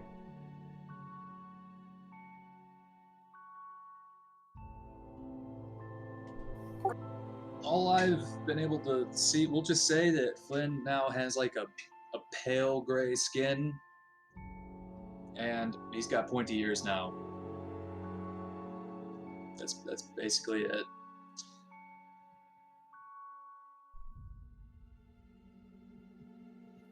Feel like my eyes are a little better. I can see in the dark now. That's kind of neat. Hey, good things come out of this. Look at that. I don't feel so much. It's a bit of a trade-off. I suppose we'll see in the days to come, but I suppose thank you. Yeah.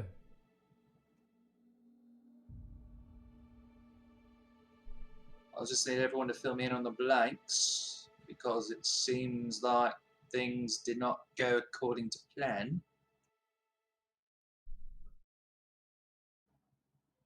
Where's my hat? Oh, we're gonna have to get you a new hat. Fuck.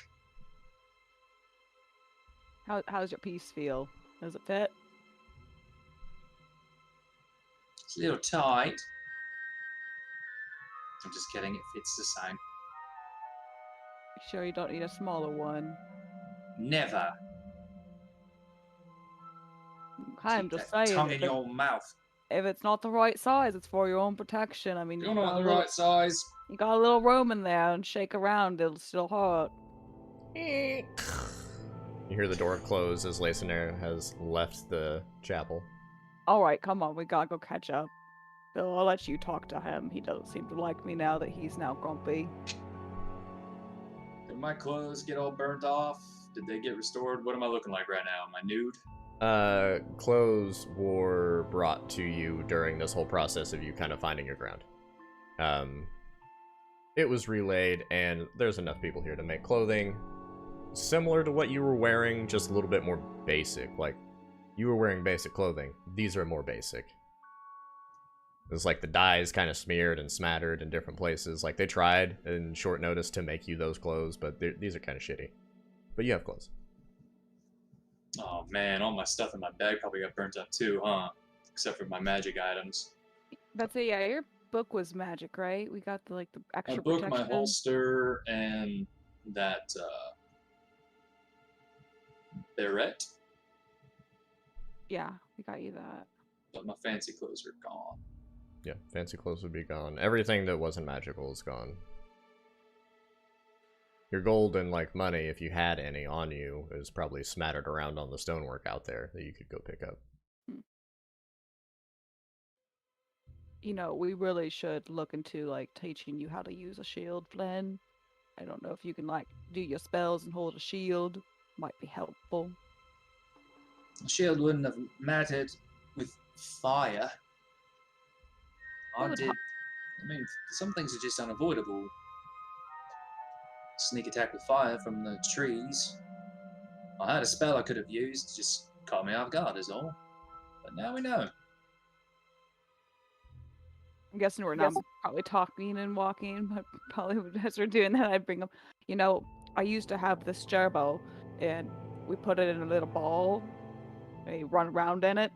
We probably could make you like a little ball, put some holes in it so you can still breathe, and then, you know, you just run around, and that's so you're safe.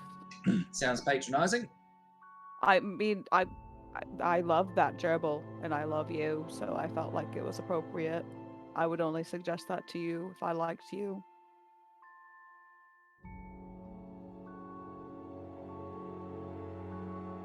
And you reach the staircase that hits the mountain range as Pharaoh was talking about balls.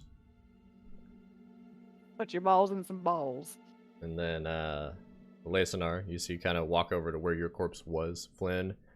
You see him kind of just scooping whatever is left, all the ash, into a pile. Well, here's your belongings.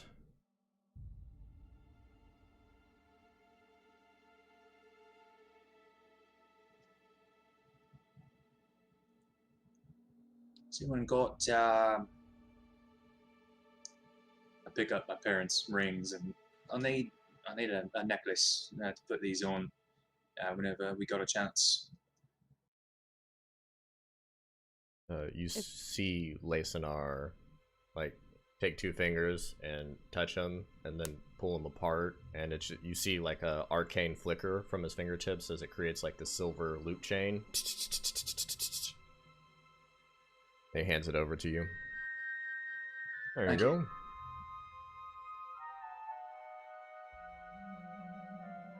Alright, got any new water skin, I'm out of food, torches are torched, tinder box is gone, mess kit, need a new bedroll, need a new backpack.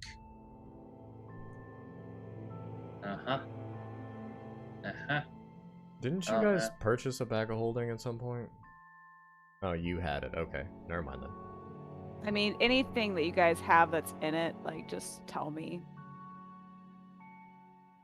The potions would be okay, right? Because they're magic? Whatever you want. Whatever you Potions think. are not magic. They're more like concocted out of plants and herbs and use chemistry more so. Like basic healing potions are just I believe. Yeah, because you can make them with an herbalism kick, so they're not magical. So those would be gone. I had that. I had cure disease, and I already deleted it. Something about poison.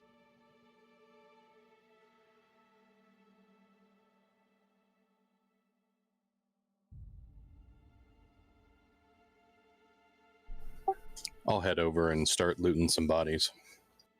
Yeah, I want to Okay. go to that cleric body first, see if she had like any diamonds or anything on her. Sure. Both of you roll investigation checks as you search through. Can we help each other when we're searching through bodies to get like advantage or anything like that? Do you want to tag team both bodies? Yeah, just give them a good flip over. I'll give one of us guidance. Who's ever rolling? One of you roll with advantage. I'll roll on the cleric. And I'll give I have myself. crap investigation. Yeah. Mine is only +1, so. Mine is -1. Okay, so I will do it. You'll help me. Plus a d4. 18. Okay, you're searching the cleric first. Yeah. Right on. You find about 200 gold pieces of diamonds, just in a bag. They're small, like ring jewelry sized diamonds. Like you grab them by a handful. There's 200 worth total, though. Yes, it is 200 worth total of small diamonds.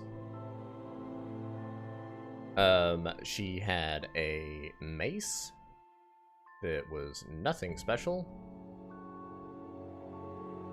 She did have a necklace that broke. You kind of pick that up and look at it, and it doesn't look like something that would come back, but you're unsure, as that's not really your field of specialty, but you do know that the necklace was magical she was wearing. Take that. Okay. Then you find another 500 gold pieces just on her person. I will give that 500 to Flynn, since she's the one who, or no, she wasn't the one who killed him, but I will still give it to Flynn in general, since he will have to be buying some goods and wares. Okay. And then we go to the barbarian. 500 gold, you said? Yeah. And then I'll use guidance. Ooh. 13. Digging through the barbarian, his greatsword was very powerful, very well made. You recognize it as a +1 weapon.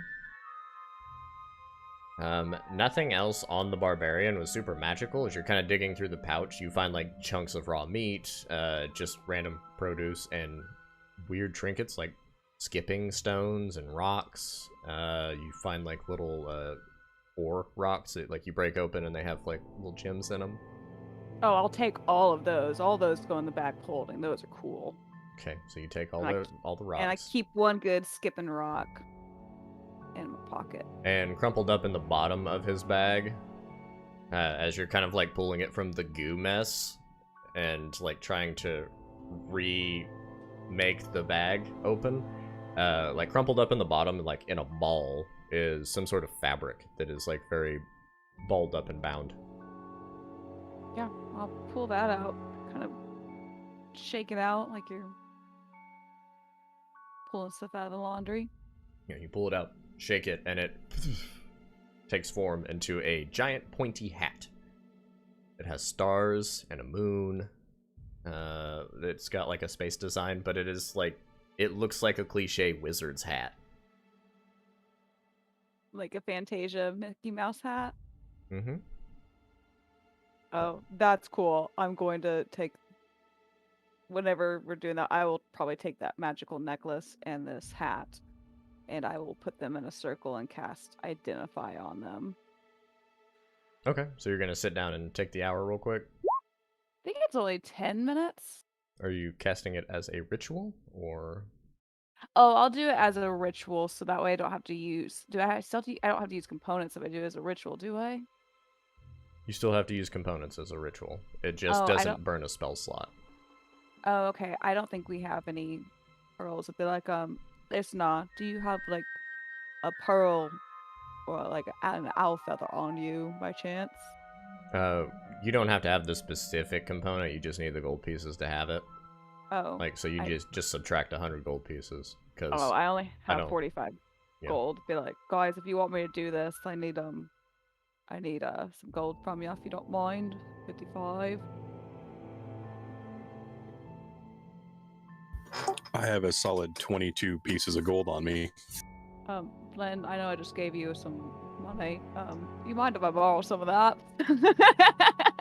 No, I'm just trying to figure out what I can do now. All Don't right. mind me. Just I'm like off in the distance, walking and looking and stretching, and You're good. Yeah. So I'll take his 55 or whatever he gives me, and I'll use the rest of mine. So I now have 0. I'll just give you the full 100. I'll just take 55. I'll come to you when I need a loan. Okay, so you sit down and cast Identify. You watch your gold pieces shatter as the spell is cast. Are you doing the hour in a minute, or is it 11 minutes? I don't remember what the ritual. It adds time to it. I can't remember if it's an hour or 10 minutes now. I think it's just 11. But yeah, I'll do it that way, ritual style, so I don't use a spell slot just in case. Okay, so we'll say 11 minutes. As you sit there and identify, the necklace was magical. It was a prevent death necklace. In essence, brings the wearer back up to a hit point if they fall to 0. It is expended and it is only one use, so it no longer has a purpose. You don't know if there's a way to recharge it or anything like that. There might be. Okay. And the hat, actually I have to look that one up.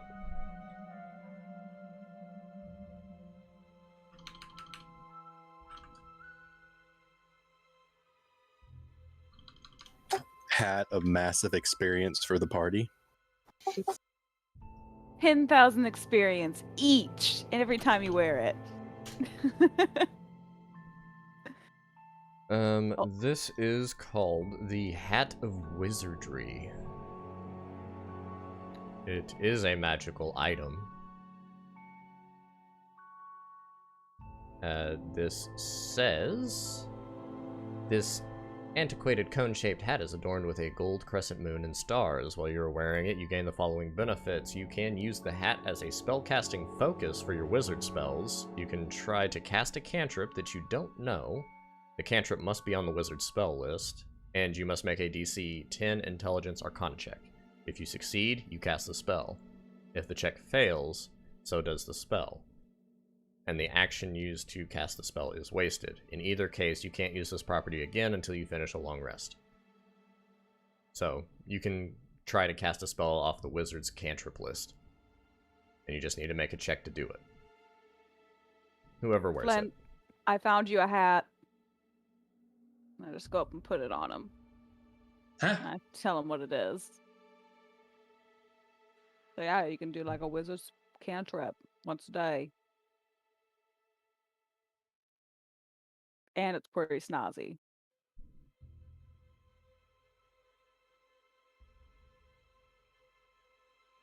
And you look taller. Let's try it. Thank you. Until Flynn's sad about his hat. Hat of Wizardry is now in your inventory, Flynn.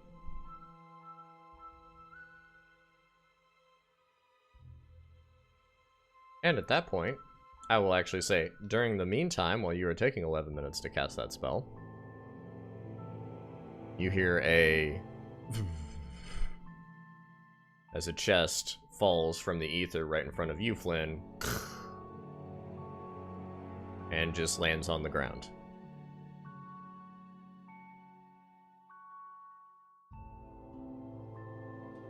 Does it have a hawk symbol on it? It sure does. Huh. Apparently we succeeded. Hold on.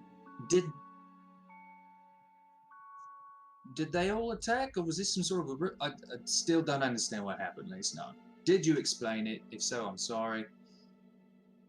Dying is a little bit distracting. No. I've not explained anything. No one's asked me any questions. And at this point, Pharaoh comes and puts a hat on you, so now we're all up to speed.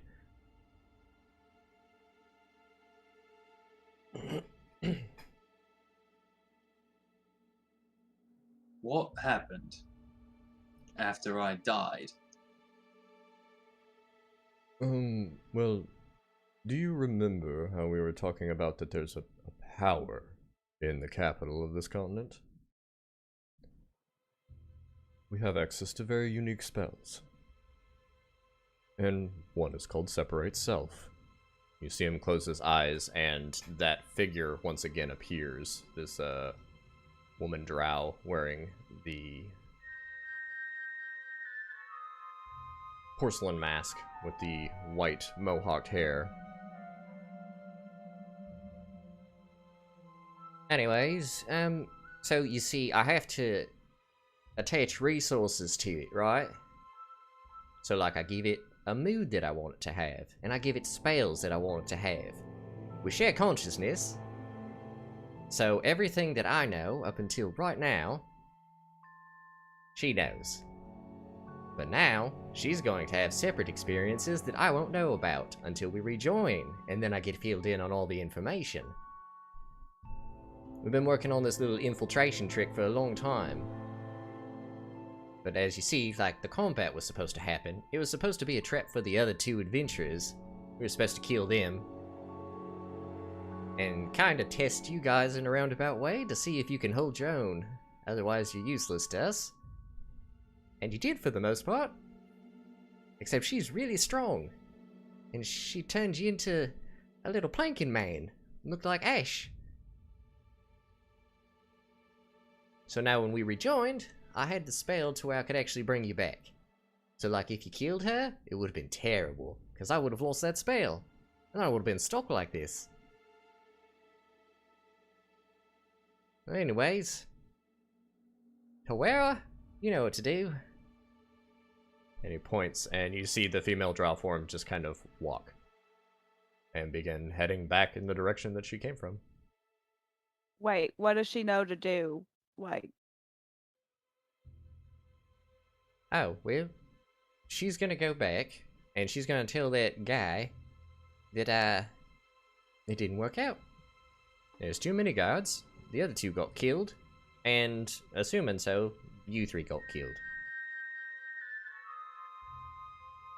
so is this your real self, or is it once you two are joined? Because you're a little more grumpy when you and her are together. Well, yeah, she's got all the serious parts of me.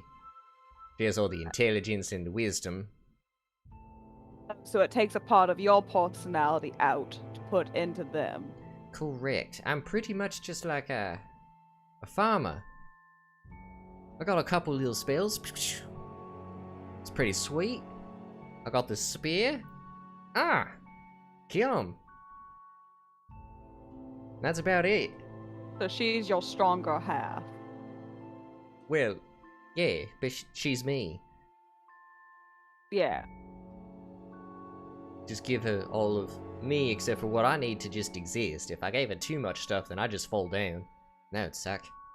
So you could create a gooby version of yourself. Yeah, I never thought of it that way. Is she already gone? Oh shit, she's gone. Alright. Maybe next time?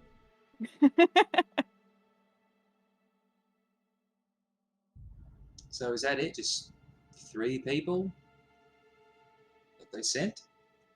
And from what I got from my other half, yes. They were trying to keep it a little low-key. Have 3 people infiltrate. You know. Don't want to stand out too much. Hey, there's 70 people inside the city now. Where'd these guys come from? It's a small group that can kind of blend in. Yeah. So, Flynn, you just had this chest come down in front of you. Is Oh this yeah. I from just open it. Garrick or I is bet, this? I bet this is our payment for succeeding in the mission, sort of. And I just open it. Well, is it from Garrick or Bulkia? It's from Bokyo. She's got her symbol on there. Okay. Creepy. Especially since you got a barrette that she shouldn't be able to find you, but she still found you.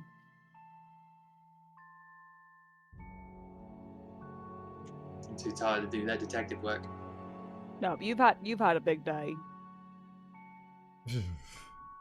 As you turn around, you see Maloon walk through a portal. I can do a lot of things. I just figured I'd show up here and explain this to you. I see you. You're not hiding. A badge. But there's your payment. Good job. Lacenar, good work.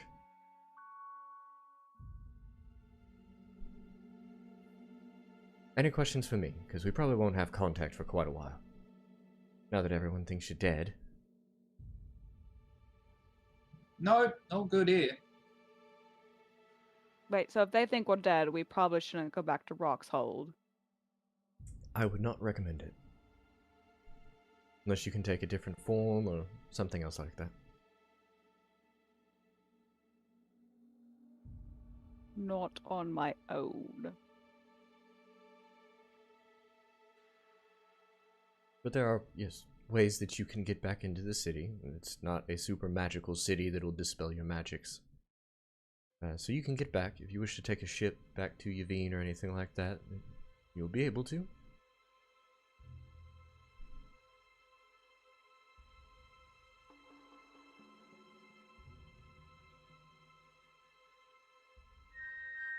Is that it? I mean, do you guys have any questions? Flynn's literally just separating the gold slowly, not looking at her, not talking. I believe that is it.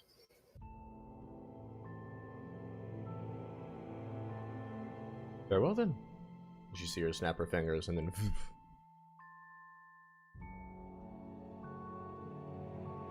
I really don't like her. She probably can still heal me. Yeah, she is kind of creepy, isn't she? So, how well do you know her? I don't know her that well. I've met her a couple times. She's reached out to us. The higher-ups don't really trust her. But she seems to be able to provide a means to the end of her problems that no one else has yet, so... They're right not to trust her. She has no problem sacrificing the lives of others to achieve her agenda, no matter how innocent they may be. I'll jot that down. That's a lot of gold you got there.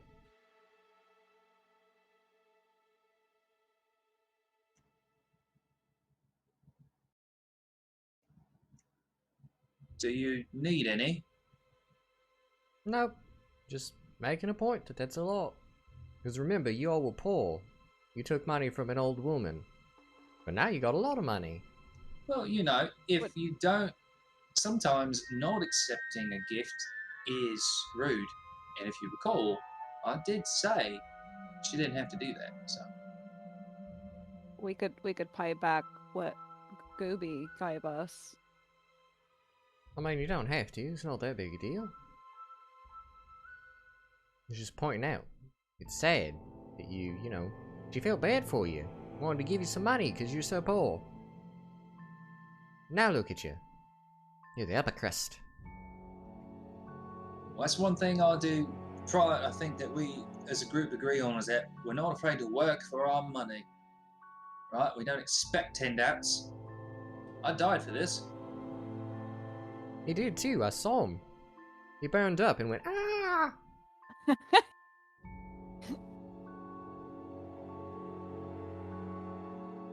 So you didn't want your other half to kill the other party members, right? Or Well, did you just meant us? You didn't want her to accidentally kill Flynn? no, I mean, the whole plan was to bring you guys in. Ms. Bokia was gonna try and provide us with some people that were of talent, and we were going to test the talent by having them meet together and fight.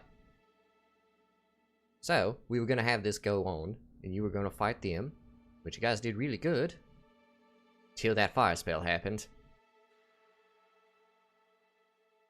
I have a feeling that she thought you were a wizard, because she saw you casting spells, and was waiting for you to do something, and then it just burned you up. I feel like she misread the situation. And that's No, on no. us. No. Look, I've got strengths and I've got weaknesses. My weakness is being I'm squishy. Might as well be a bowl of jello. But I pack a punch, which I did once or twice before the fire. Yeah, like I said, y'all did good. Impressive. So we're good now. What's next? It's getting kinda late. Yeah, I could use a rest. I mean, if we walk back through the city to take a rest, if you could tell us a little bit about it, it's a very intriguing city. Sure. Like I said, my other half has all my intelligence. So I'm not gonna know that much. But I can certainly try. Maybe for tonight, if there's a nice pub, get some ales, chill out, try to figure out what this new body can do. Reconvene in the morning. Sounds like a plan. I could take you to a nice place to drink. And drinks are on us. Thank you for bringing Flynn back. I mean, it's not really that big a deal. When I'm whole, I'm very strong. How about we split rounds? I'll buy a round, and then you buy a round. And then Flynn buys a round. And then Bill buys a round. And then I'll buy a round. And we'll go that way. I like where this is going. Yeah, let's do that. Alright, your last round though, so that way hopefully we still get more for you. We'll see, let's go, alright. How much gold was that altogether? 18,000 gold. Cool. Boom! So we get 6,000 each? Aye. Mokes! I don't know if I've ever had that much gold in D&D before. I was just thinking the same thing. Only time I did is when I was saving for that cloak in the last campaign. Because I had to save up to like 20,000. I bought nothing. I keep playing characters that don't really attach themselves to gold, or thieves that die immediately. Well, it happens when you do a lot of drugs.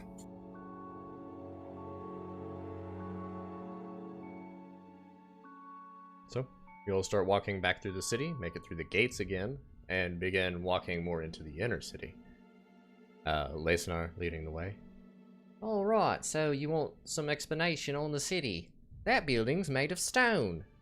That one's made of wood. I think a bugbear lives in there.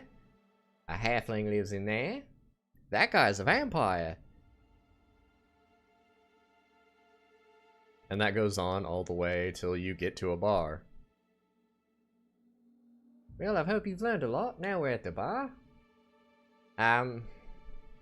So this is the Acorn's Cup. It's kind of my favorite place to go. It's pretty chill.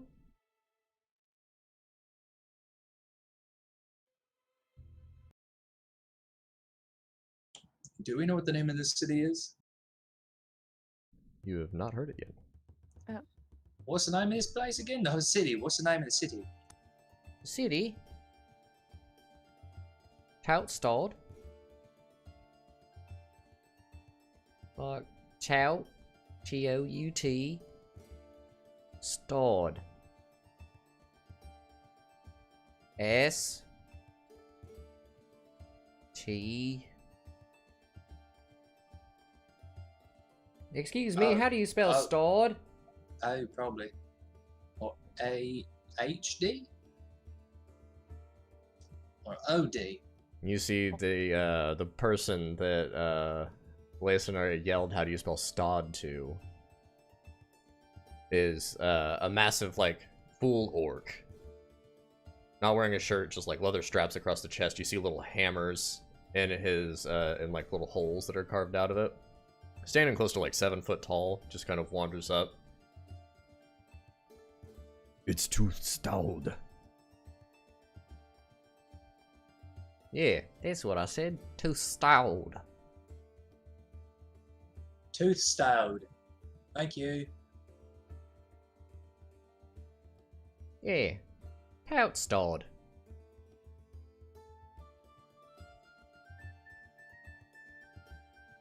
Alright, let's go in. Quick question, since you did say this was very diverse city, have I seen like any pixies or fairies just like flying around?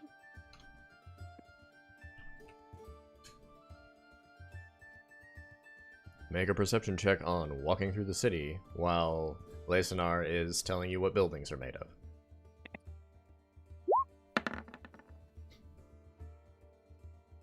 You do. There are quite a few of them flying around. It takes you a while to actually like adjust to be looking for something like pixies and fairies, but once you catch one, kind of like zoom by your head, you start looking around and see that they're like all up above. They're flying around. There's like weird tree canopy houses, and you see a bunch of lights in it, almost looking like a Christmas tree. Or you assume, knowing fairies and pixies, there's probably like a colony of fairies and pixies living up in that tree. Thank you.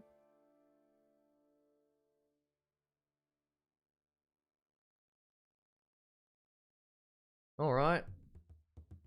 So can we go into this acorn place? Oh, acorn. Yeah, I thought you said acorn. me too. I said acorn, yeah. What are you Right. saying? That's what we said. Let's go. Are you talking about Acorn? I don't like him very much. His bardic tunes are terrible. Bardic tunes, huh? Yeah, the bard Acorn? Is he in here? Took me a bit. No, he's not. He's terrible. I wouldn't take you there. Very nasally he is. Isn't he that guy that sometimes has that guy that features him, like Bull of the Pits or something like that? Yeah, that's another one. Bull of the Pits and Acorn. They make the worst music. I don't understand why these people from the outside enjoy it so much. Everybody's Me? listening to it and it's terrible. He says you can hear it all around the world, so yeah. That's not a world I want to live in. I'm just not familiar with the fame of this part of the world, so I guess better for me. All right. Alright, well I think it's singles night, so it should be fun. Let's go. This is my favorite version of Lisa Nar. And you all walk into the Acorn's Cup, I believe is what I called it. Inside, there is a band playing in the far corner, and there are a lot of old people in here. The clouds of smoke from pipes and cigars are just kind of like filling the top chamber. You see interesting devices that people are smoking through, like these glassware stems with hoses on them that people are pulling from at tables. And you see like a large bar, a circular bar right in the middle of the room, as you walk in and are greeted with an elderly human woman. who has a piece of paper. Welcome to Singles Night. Can I get your names for the raffle? Flynn, Urican, Cecilio, Kite. Got it. And you, miss? Pharaoh. What kind of raffle is this? Oh, it's a raffle for the dates. So we draw names and we put you on a table, and you've got 3 minutes to get to know each other. It's Singles Night. Alright, I'm in. Arrow. I'm Lacenar. You can put me on there twice if you like. Just once. And I'm Bill. And Bill. Welcome. You're gonna be quite the catch for someone in here. You're quite young.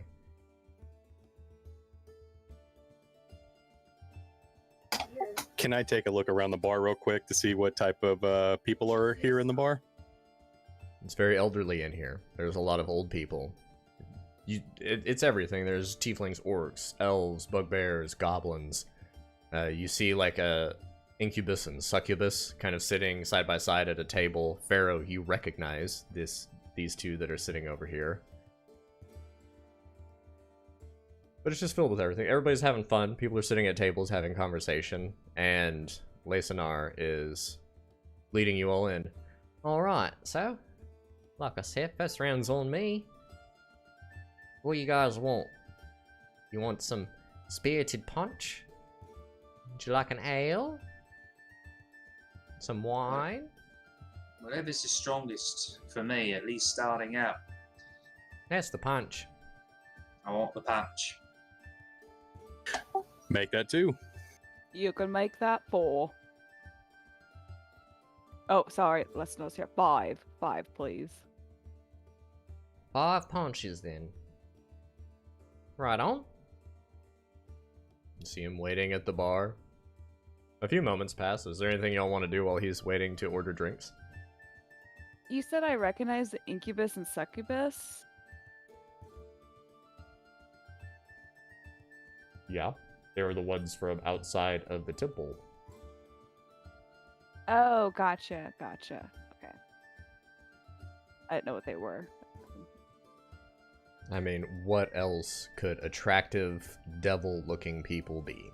Well, I had to look it up because I was like, wait, what is that again? So I was thinking they were like the gargoyles like from Disney, that they like came to life a little bit and looked over and then they went back to stone form. That's what I was imagining. I thought you were talking about gargoyles. Sorry. Everybody knows, I think gargoyles are very attractive. Love me some gargoyles. Some sexy old gargoyles. Hey, Gargoyles was a good show, man.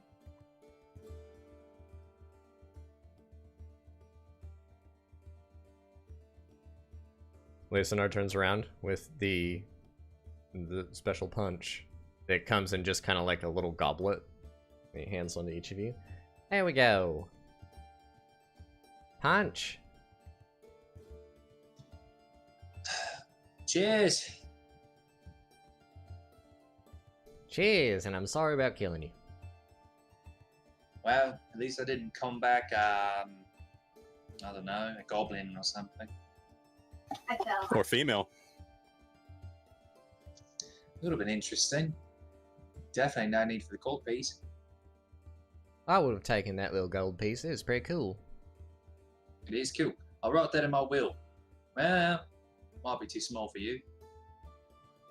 I don't think your serious half would like it as much. Well, they can get over it. They're not here, are they? So y'all drink punch. It's very strong, very fruity. You get through one, and you start to feel like the tingles on the back of your neck. Start to feel like the swirling a little bit slower in your reaction as the first drawing happens, and everyone is placed at a random table.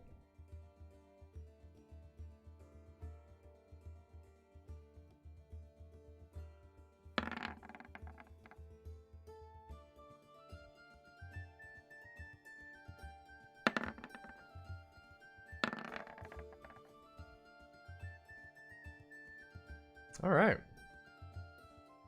Bill and Pharaoh, you were placed at the same table. Yeah.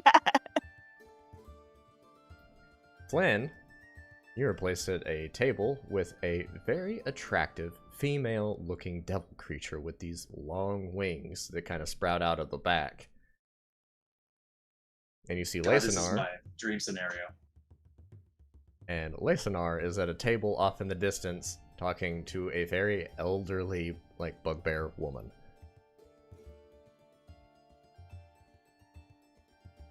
We'll start with Pharaoh and Bill. What do you guys talk about? You have 3 minutes to get to know each other. What say we pretend we're talking and just watch Flynn and this devil lady talk? Oh, I like that idea a lot. We should send I can still have a sending message. We could send something to her to tell her to, kind of woo him. I love it. All right, what should we? Oh, should we tell her about the cod piece and be like, hey, just pretend you really are into guys with golden cod pieces. Yes, yes. Okay, I'm gonna use sending spell on this lady. All right, someone fingers for me. All right. Hello, I'm Pharaoh. I'm friends with Flynn, sitting across from you.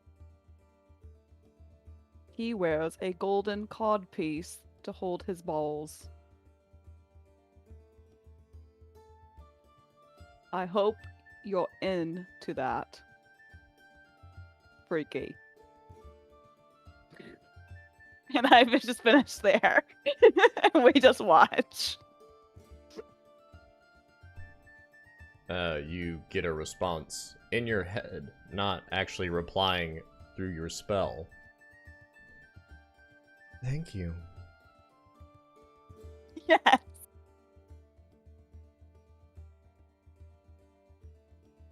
Not sure if that was her or not, or someone else who Sarah got her wires crossed through the operator, but somebody knows. Flynn, you and your brand new rock gnome form are sitting across from a succubus. Very like an in-between of elven and human features. This kind of brown, but still like these tints of crimson red hair fall down around the shoulders. Wearing simple garb and just these massive, crazy wings that are behind her. Sits down on the stool across from you. Pleasure to meet you. 3 minutes, so we might want to be quick. Alright, well, I'm new to town. How long have you been here? Maybe close to a year. It's good. You like it so far? Love it. But I think we should move this along. I can make all of your dreams come true. And I love a man in a cod piece. I need you to make a wisdom saving throw with disadvantage. Testing out the new body. Yeah. Do gnomes have any wisdom proficiencies? I don't know what to do.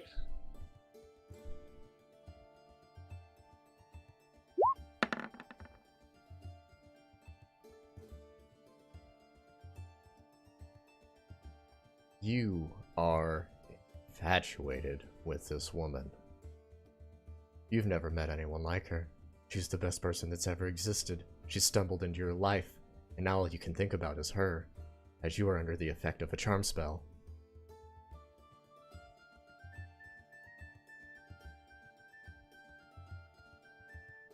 If you want to move it right along, just say the word. I don't even need another round. Let's leave then. Get drinks to go. You're buying. Absolutely. I'm gonna go get 6 punches to go. 6 punches. You get your 6 punches. First, I'll be like, the punch of the wine or the what do you prefer, love? Anything. Anything Pouches. works. Oh yeah. 6 pouches. So Pharaoh and Bill, both of you watch as you see Flynn kind of like go aghast for a minute and become very excited, and then just like hop up and run over to the bar and start shouting for 6 punches.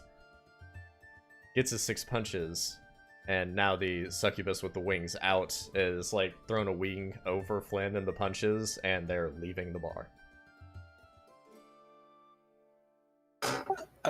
Should you send him a message to have him meet us at the temple we had seen earlier in the morning, maybe?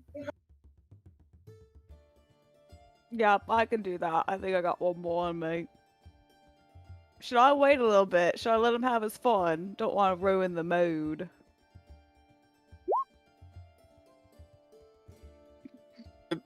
That might be hard. He seemed pretty eager. Alright, let's It's not just... the only thing that's pretty hard. I'll send a message to him. Hey, buddy. Have a good night. Wear a pigskin.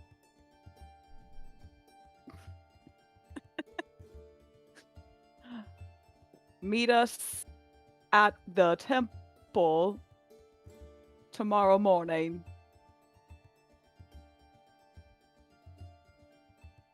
I hear they like their wings tickled.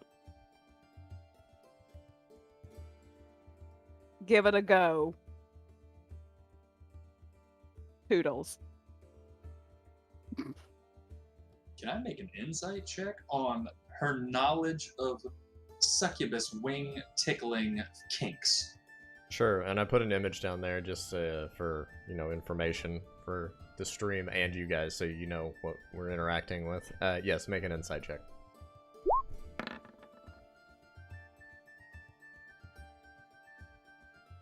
She's a cleric. She might know about this. You're unsure. Could be a thing, but you don't really know. I'll just reply in my mind. Thanks, I'll let you know how it goes. Now, some privacy, please. And Flynn leaves for the evening.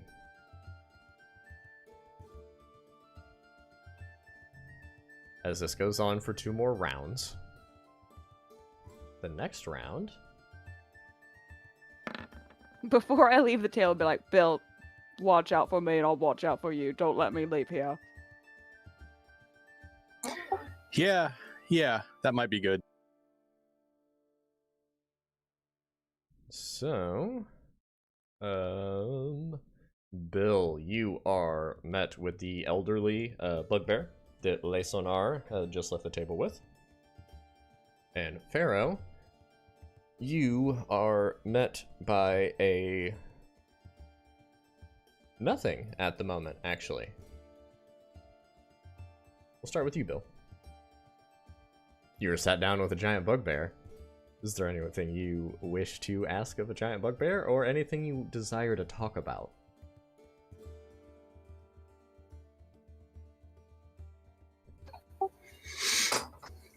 So you're a bugbear. Man, what's that like? Oh, it's pretty neat. I don't get cold in the winter. Very strong. I could pick you up. Can you now? You wanna try it? Go for it. And she gets up and just kind of like a toddler, puts her hands under your armpits and just kind of lifts you up. You might be the most attractive man in this place tonight. I love when I can pick up a man.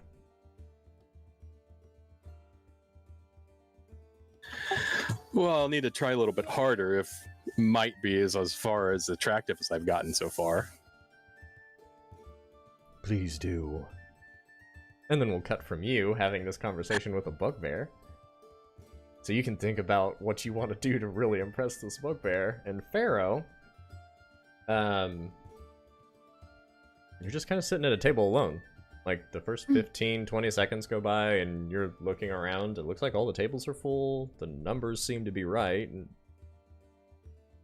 you're just curious. And then you start sipping on your second glass of punch. I mean, are you gonna say anything? I've been here the whole time. Oh. I guess I look over the chair. There's someone sitting in it. Yeah, you look over and you are greeted with a, Haha, gotcha, Pharaoh. How you doing? It's been a long time. I just throw the table up on accident and get super excited, and I pick up Noob, and I twirl around with him. Careful, careful, careful, you'll break me. Where in the world have you been? I have been worried sick. I mean, we've just been helping these guys out, honestly. It's been a lot of fun. I actually saw you, like, pretty early on when you got here. You remember that super cool guy with the sword that, like, reflects magic and shit? Yeah. Yeah, I was with him. And then I poked that old guy that you're traveling with, and I made him throw up. That was me. Oh, that's awesome. Yeah, I thought it was pretty funny. I couldn't say anything because, you know, we get in trouble. Wow. Well, I'm glad you haven't changed. You just disappeared. I just woke up one day and you and everyone was gone. I thought you were snatched. I mean, it's really serious here. Like, stuff like us, people that aren't your common elves, your main folk, are kind of in a little bit of danger on this continent. We're mainly just trying to find a way back, get back to the Feywild. It's better there. Yeah. Well, here, I have a whole bunch of new little tiny weapons I've been making for you and everybody. And I just pull out the whole bag of weapons and be like, here you go, I'll let you pick. You get the first picks.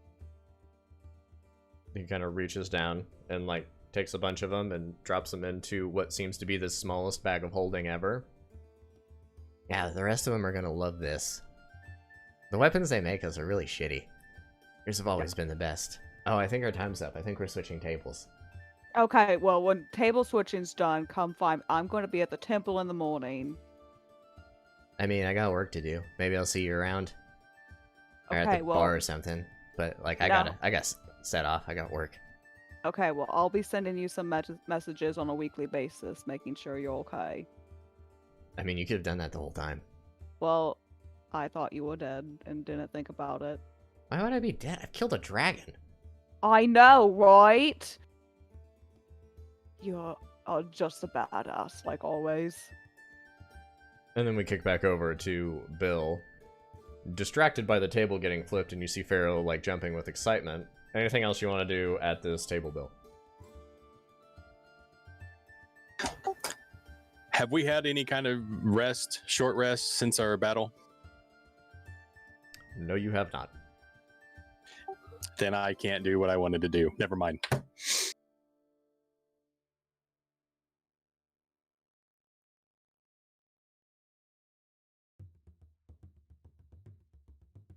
Kind of waiting at the end of this, this round of meet and greet. It ends. Oh, it was a pleasure to meet you, tiny human man. It was good to meet you too.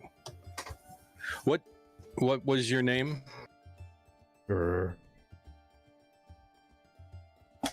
That's very pretty. Thank you. And then there is a final round. I'm not going to roll and make you talk to more random NPCs. The rounds come to an end. Both of you have one more table. You see Lesonar is hitting it off with some of the older ladies at the end of the night. Some of the people that he sat at tables with. Bill, you're just getting stared down from across the bar by that bugbear. And you guys are in the Acorns Cup, having a drink, and Flynn is off with the camera pointed at a fireplace. Did Noob leave? I guess he just came in to say hi. Yeah, he is not in there anymore. Okay. Bill, I found my friend Noob. He's here. Everyone I know is here. Nice. It's kind of a small world, isn't it? Yeah, he said some bad things going on. They're trying to get back Faye. I don't know what it is, but I would like to help them eventually. But we only had, we only had like 2.5 minutes. I didn't know he was there for like a bit. He's tiny. I gave him all the tiny little weapons, so now we don't have any tiny little weapons. Ah, that makes sense. Your date seems to be staring you down pretty hard still, by the way. Yeah, I don't know what else to do. Maybe we should try to find lodgings for the night. Yeah, I'm fine with that. I'll get some punch to go.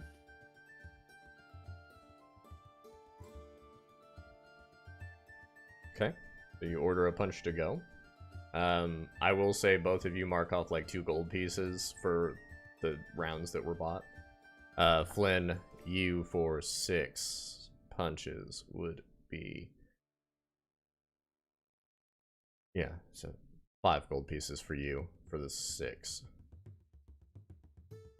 What about Listener? No, also we'll meet him in the front of the temple in the morning. Alright. I'll be there. Don't show up too early. I'll be sleeping in. Drank a lot of these punches. You see he smiles and all his teeth are just like red. Alright, sounds good. We'll do late morning. Alright, bye. And you all walk out into the streets. A fairly quiet evening. You kind of hear the music in the background of the bar as you leave the Acorn's Cup. And put whatever this is. You walk out into the night. Both of you have a goblet of punch. There you are in this city.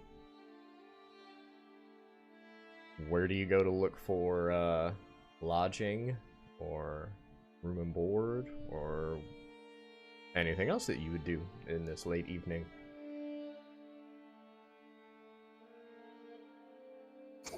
I'll stop somebody and ask. Okay. As you're just kind of wandering around the city until something happens, you do see that large orc with the leather straps, kind of like carrying a wheelbarrow, walking through the city. Looks like he's heading somewhere. Recognize him. Ask him whatever you want. Excuse me. Where would a safe place to lodge the night be? Anywhere is safe. It depends on what kind of lodging you're looking for. If you're looking for like high class treatment, you can head towards the center, around the castle. They have very nice rooms, good drink and food selection. If you're looking for just something that'll get the job done close by, you can go to Havoc's Crater. It's gonna be... So there's the temple. You're gonna follow that to the west for about 2 blocks. And then you'll see a large crater. It'll be in there. It's fine, but it's very basic of an establishment. Well, thank you. Farrell, you feeling to go fancy, or shall we head over to Havoc's Crater? Well, typically I'd say just a bed would be fine, but if Flynn's having a good night, we should probably go have our own fun, splurge a little bit. Let's head over to the center then. You head towards the center where there is the large castle around it is like this circular clearing of probably like 50 feet wide, of where like carts and people can walk through, and around it is like the circular village that seems to be plenty of establishments. It almost seems to be like a marketplace. You see the castle itself almost looks like a small mountain in the center of this city, inside of this mountain range, and has a like black iron gate all the way around it. On the edge, you do see a couple buildings that are lit up. These magically lit signs that are giving off like this, you know, neon downtown kind of look to this center part of the city. You see a handful of hotels. The first one that catches you, like right as you hit it on your right, is called the Palace. And it's made in an unusual style. It seems to be like smooth stone with rounded, like kind of like that Aladdin style architecture is what it looks like. Further down the road, you can see another one called Peace. And it's just like a brick and mortar looking building that is quite large. It seems to be painted on the ground floor this like glowing white, kind of reflecting some of the neon light, making it really bright in that corner. But those are the two that you see immediately.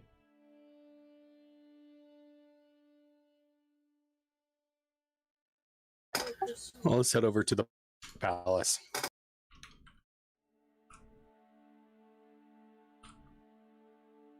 Yep, I'm fine with that. Okay. You walk into the palace and you are greeted with small tables on either side with those same smoking contraptions that you saw in the Acorn's Cup. Sitting on all of the tables, there's large carpet runners in the center, and it's almost like a smooth waxed marble floor in here. Very nice. You guys bloodied and dirty from your entire day and evening. Come walking in here and almost stand out quite a bit. There, on like the far end, maybe 70 feet from you, you do see like a desk. It looks like a check-in desk, where you see a small goblin with like a little tuft of hair is slicked back down the middle of his head. You see him wearing a monocle and a tiny little vest and a very nice looking shirt. Is writing away at some books.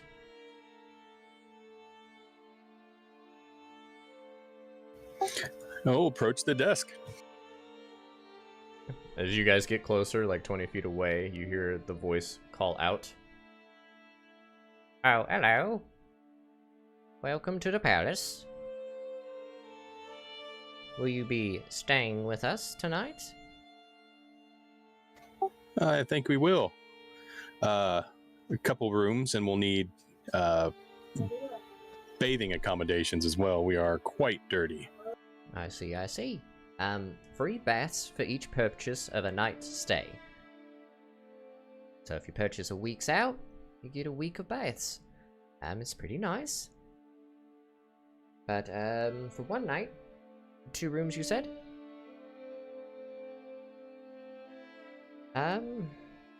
We have 2 of our basic rooms.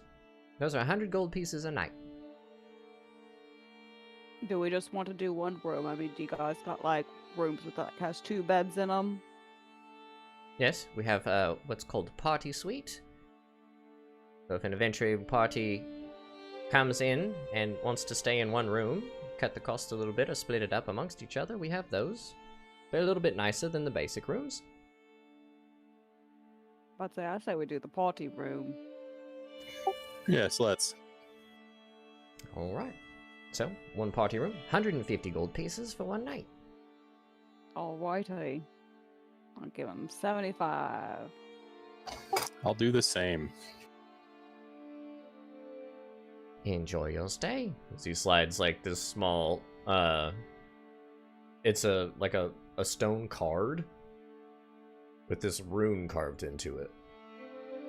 Do you have like any like packages, like like any treatments or anything like that?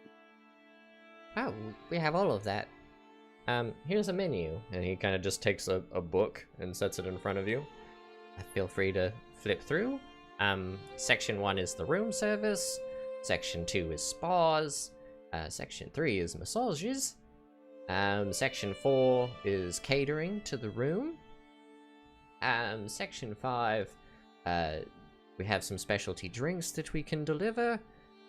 Section 6, we can get you special beds. Maybe that like vibrate. Give you a massage while you sleep.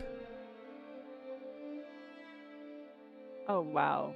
All of this sounds great. Bill, is there anything that tickles your fancy?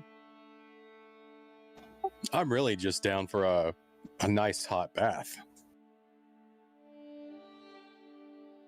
That's provided. If you want to upgrade the package at all, scented soaps, fancy lotions, incense burning, mood lighting, all of that, you could give an extra 25 gold pieces and we'll set up a room for you.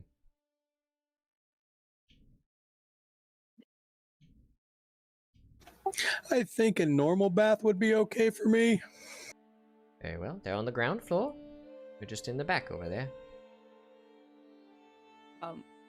I would not mind that vibrating bed.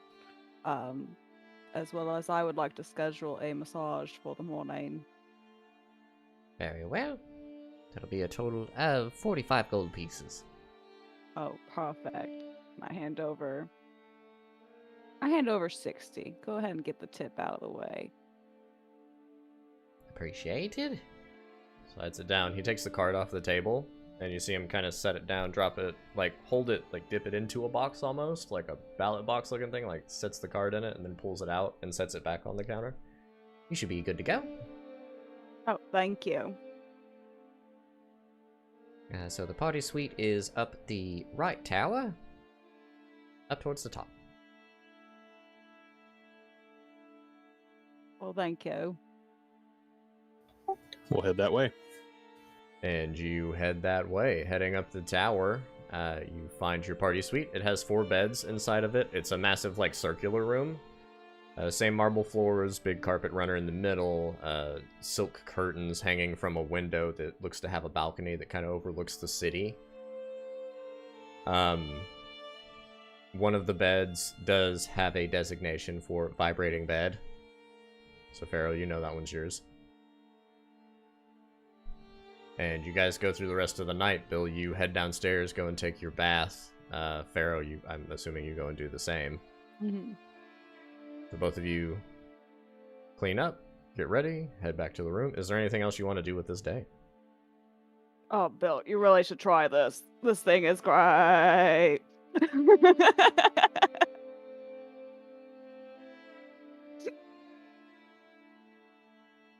Well, after we get done experiencing the magic fingers, I'll concentrate and go into the meditative state to connect to the shared consciousness again, just to try to listen to whatever I can hear. Just imagine he's trying to concentrate. I'm like, oh, yeah. Just a constant hum in the background. And just in the background, it eventually like dissipates as you dive into this consciousness. Make a wisdom check.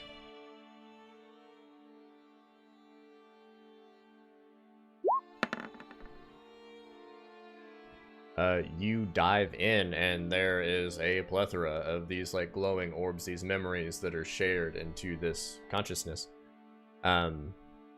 With a 20 total, what are you looking to find? Are you looking for something recent? Are you looking for something old? What are you kind of going for in this space, as you feel like you have a good grasp of it to traverse specific ways?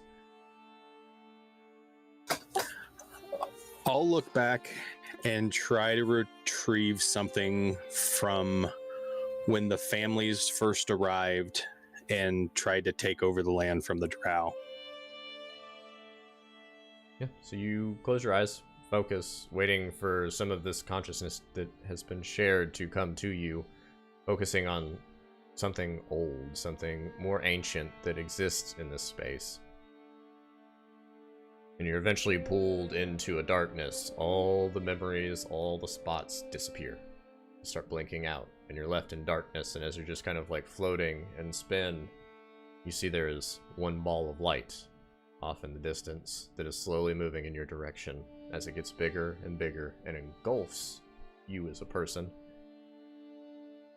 You're greeted with crashing waves, ships docked on the port. You don't know whose perspective you're looking through. Hard to ascertain, but you are whoever this person is. The vision itself is very simple. It's basic. This is just a city living, city existing during this time. Still very diverse. You don't see any signs of guild. There is actual guard that exists in whatever the city is that this person is like traveling down the docks of. And the person stops. You feel a rumble from behind as the figure turns around and looks, your consciousness going with it, and you see these heads like silhouetted by the sun reaching out of the ocean and just stationary, like swaying. Massive for its size, but so far away. And then eventually as almost this like sonic wave kind of echoes out from that location and pushes through the city, and you see some of the buildings behind begin to crumble and collapse. People are running in the streets, but this figure that you are staring through stands stationary, just looking out into the ocean. A moment passes. The chaos ensues behind them.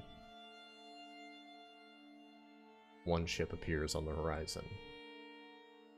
4 ships. A dozen ships. You see hundreds of ships slowly apparating just on the horizon, moving in to this landmass. As whoever you are picturing through size rumbles something in a language you don't understand. You feel the body that you're sharing through throw a hood up and turn around and begin walking back to this city. And in the wake, now that they've turned around after the havoc that was just ensuing, you see that basic, very simple city that was on a coast is now halfway submerged. Buildings are toppling over, there's smoke plumes coming out of the middle of nowhere as you see people are like running into the center of Muthana.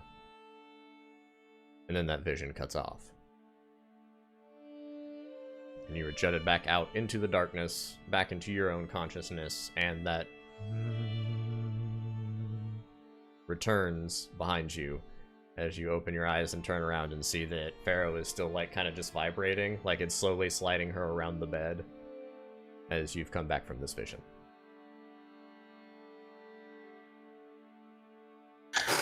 I'll take a second and jot down that vision in my my wife's little journal at the very end there. So you make a note.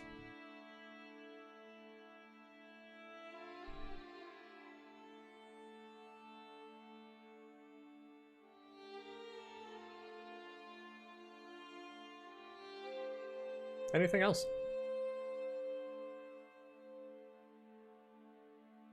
Everybody falls asleep. The charm spell eventually ends on you, Flynn. You kind of come to and then look to your side and you see there is a succubus laying next to you. You remember all the events that transpired, but now your reality, like your consciousness, is your own. You are no longer under this charm spell.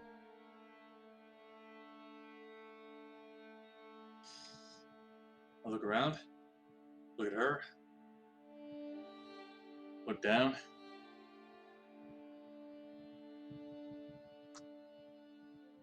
Go back to sleep.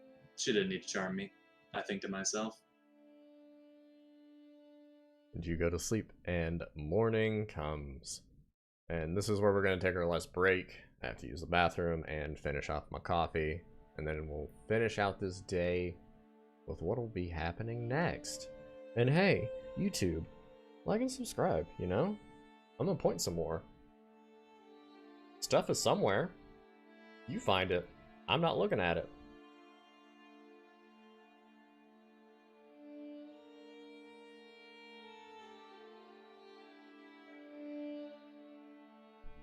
Anyways, that was fun. We'll be back in a couple minutes, everybody.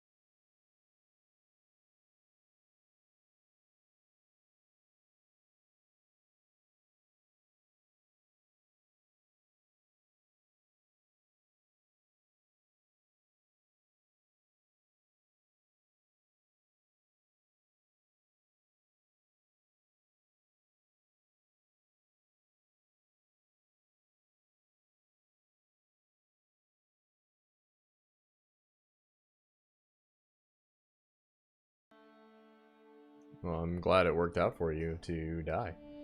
My con is also going to go up by 1, so extra HP. What's up?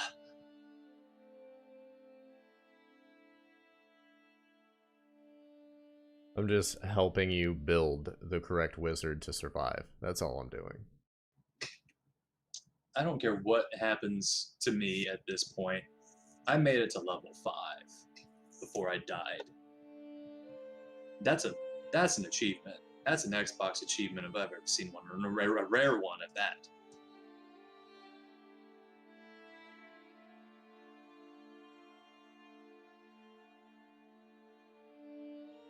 I think Glavy wants me to come back and spinner belly. And I wasn't even killed by anything that was actually trying to kill me. So I'm still beating all the bad guys. I don't know if that's a good thing. They always say that friendly fire is the most devastating, Nate. You know what? They do always say that. You're right. Hi, Internet. We're back. You remember what I said before we left? When I said like and subscribe? Yeah, I said that. That'd be really cool if you did. Anyways, we pick up on the next day when all of you wake up at full HP and revitalized. And a massage. Yeah, Pharaoh, you spend the first hour in the morning getting a wonderful spa day.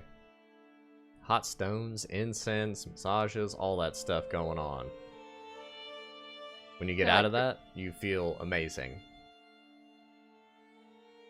I feel like real Sam would hate hot stones, but I feel like Pharaoh in the forge all the time loves it. Well, I would hope so, because that's what's happening. Eventually, Bill, breakfast is brought up to your room as Pharaoh returns about halfway through you eating, and you guys have like this full like buffet cart of food. You guys are chowing down, and know that you need to make your way to the temple where you're gonna meet Lesonar. Flynn, what are you doing? You woke up in a succubus house the next morning. She's still asleep. She's up. Moving around. You see food being prepared. I'll just kind of... So... I appreciate what you did, but between us, you know, you didn't have to use a spell on me if you didn't want to. That's good to know. Would you like breakfast? I would love it. Thank you so much. She comes over with 2 rocks, like these orbs, and hands one to you. And you see her just kind of like open her mouth and breathe as this vapor kind of like pulls from the stone, and she inhales it, and the glowing orb goes dormant.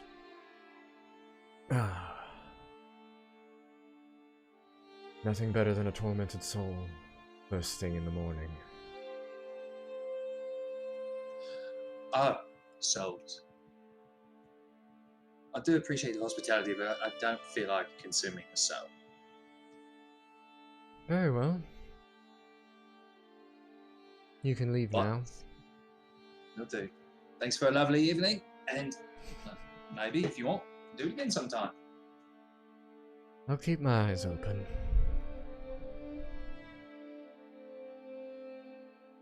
Put on the codpiece, put on the pants, put on the shirt, put on the hat, put on my holster.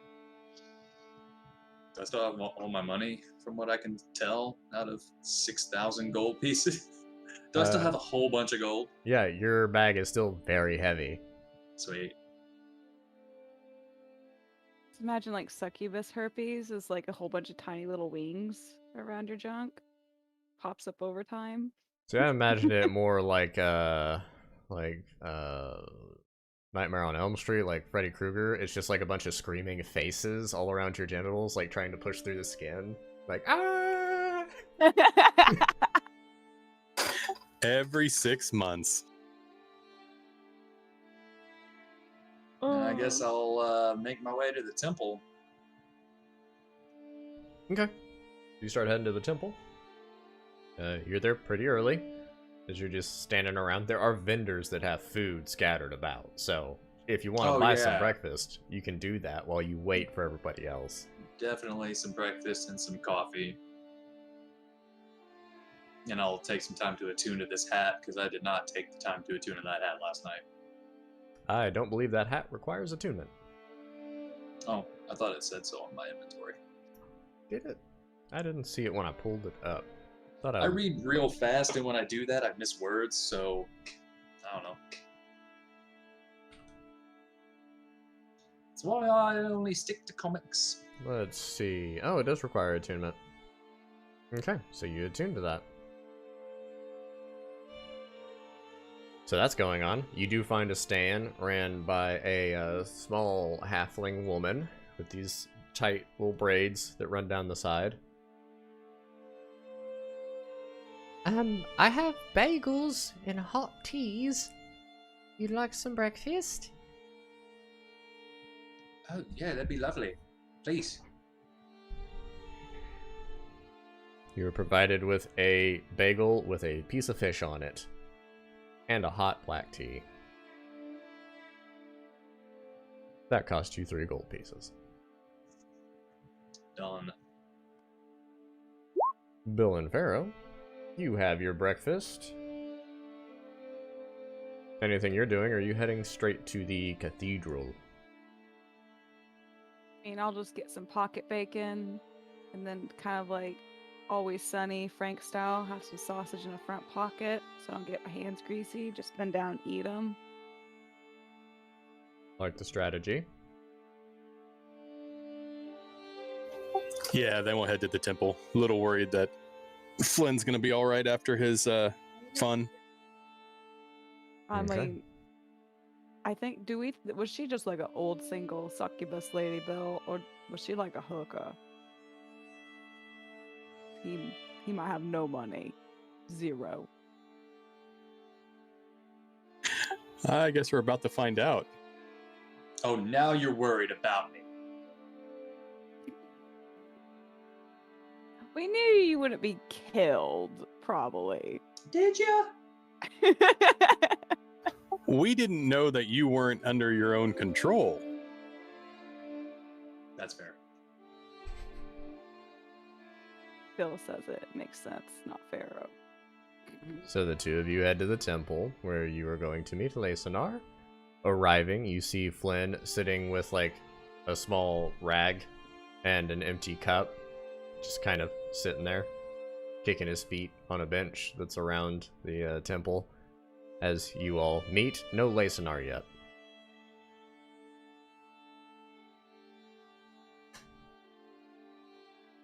Oh, well, hello, Flynn. How was your night? Oh, adventurous, to say the least.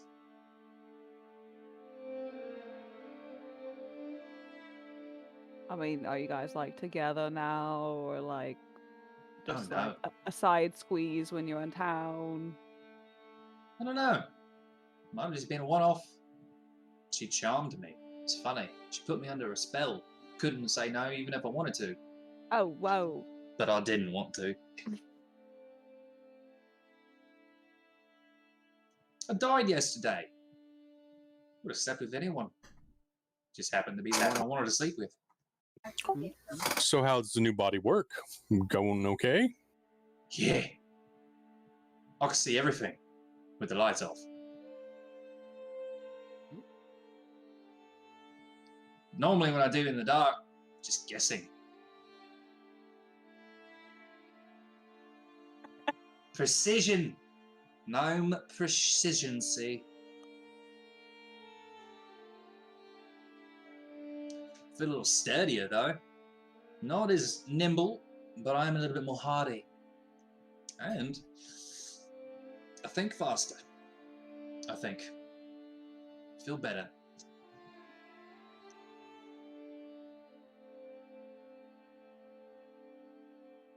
So if I punch you, you won't die. You can, like, take a punch now.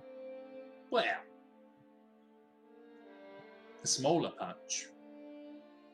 Or maybe instead of dying from fire on one hit, I'll just be really badly burned.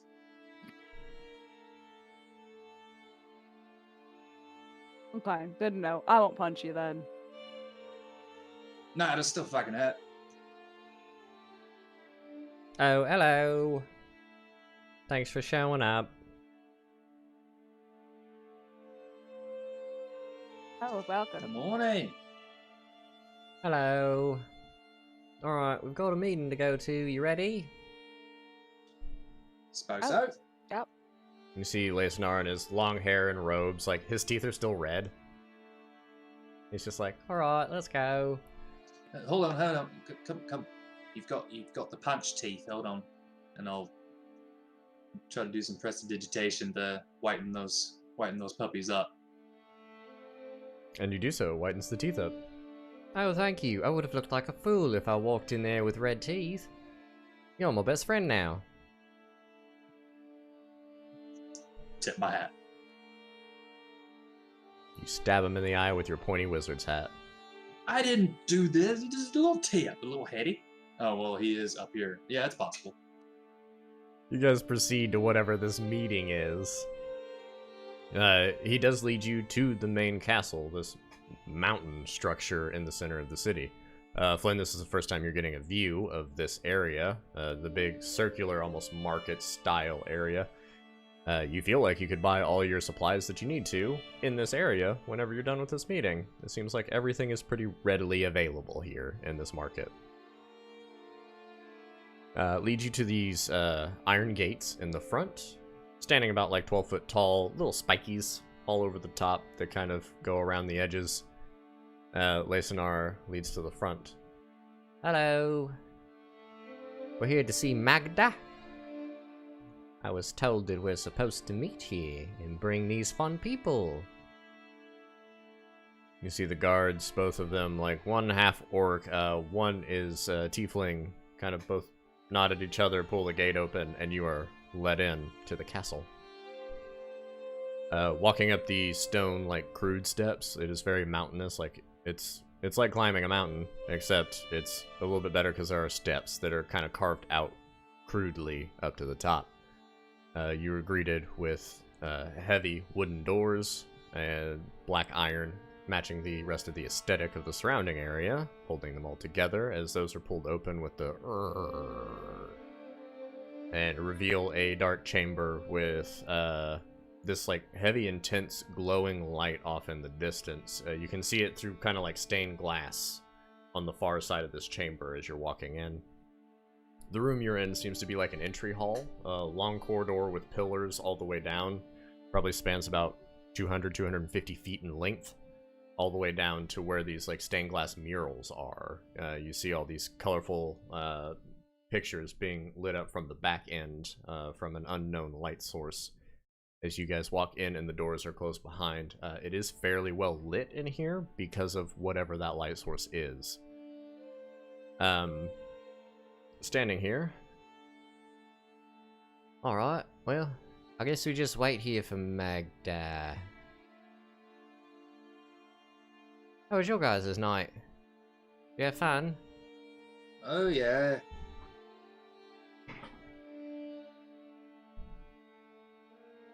Got charmed by a succubus. Oh, that's fun. Was it Tiffany? Didn't get a name. Kind of just got right down to business. Nice. That was very cool. What about you? Oh, I was chatting with some of the older folks. Things were getting hot and heavy. Then I realized I had too much punch, and I passed out. I just kind of woke up behind the bar, and then I met you guys. Pretty successful night, if I do say so myself. Nice. What'd you two do afterwards?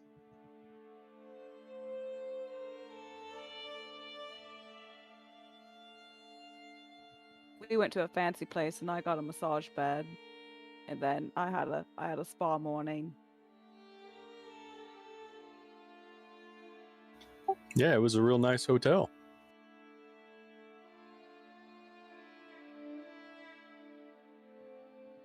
I like it here. That's good. We should maybe look. Do they have like a guild we can join here? I got a feeling that's kind of what we're about to discuss. Oh.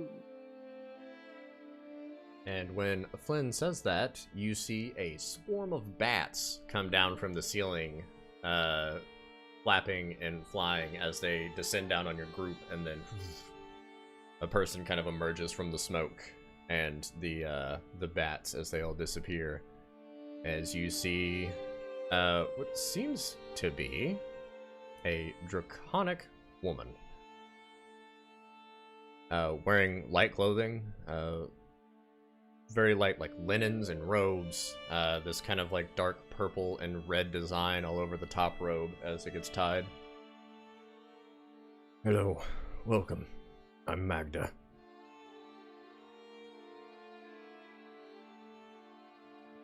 She's dragonborn, or we don't really know?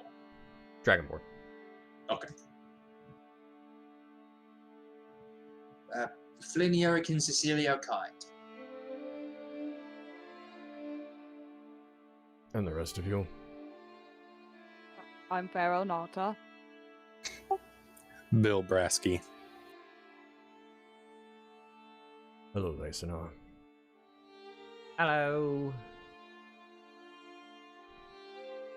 Well, I've spoken to a handful of people, heard about your exploits.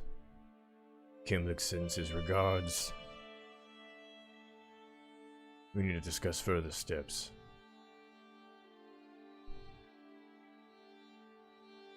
What are you all after? What do you want? Well, to be honest, we sort of just started off with good intentions and curiosity, but I don't like the idea of people being oppressed, and it kind of seems like that's the goal of the families of the guilds. So me personally, just want to try to do the right thing for the right people.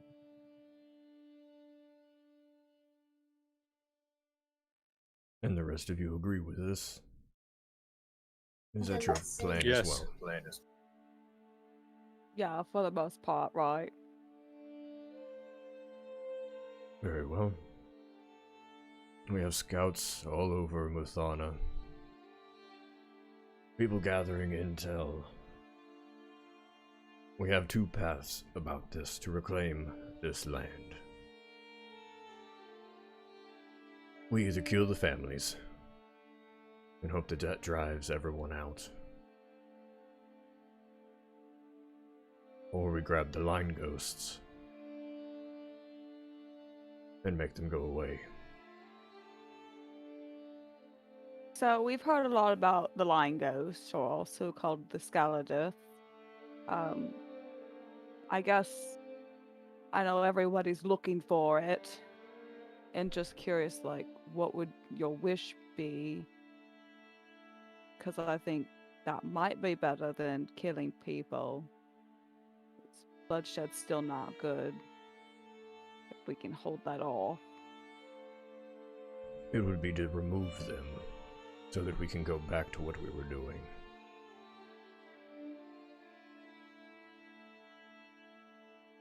But if we just remove them, the way in still exists.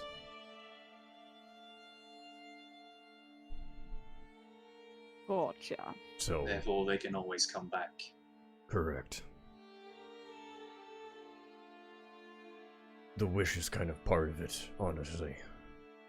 It's the second part of the main plan, I suppose.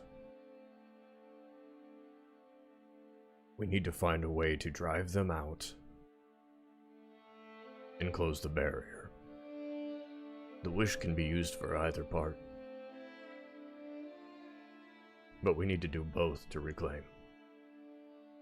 So, we found out not long ago this place is kind of its own weird realm that's connected to a bunch of the other realms. Correct. Now, it is that way. It was So- not that way before. What was it before, and how did it open up or get in the middle of these other ones? We believe that the previous wish was used to create what Muthana is now, tying all these planes together. What it was before was no different than I imagine any other plane or civilization is like. There were factions, cities, a booming economy. We were on the brink of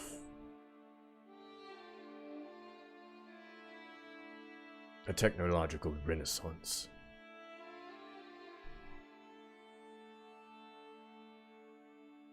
Do you know who made the last wish? And how long ago was that? About 100 years ago, I'm assuming, with the families. It would have been a little over that time, yes. We unfortunately don't know who made that wish. Most of the line ghosts were held here in the capital. We always had more than half the pieces here to prevent such a wish. We deemed it priorly from the capital as that wish was too powerful for any single one person to make. So they were separated, guarded, but somehow they all ended in the same place.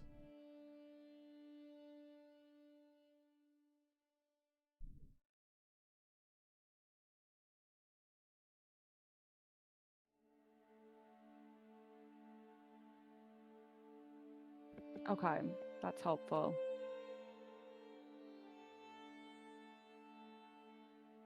We're just trying to fix things. That's really our goal here.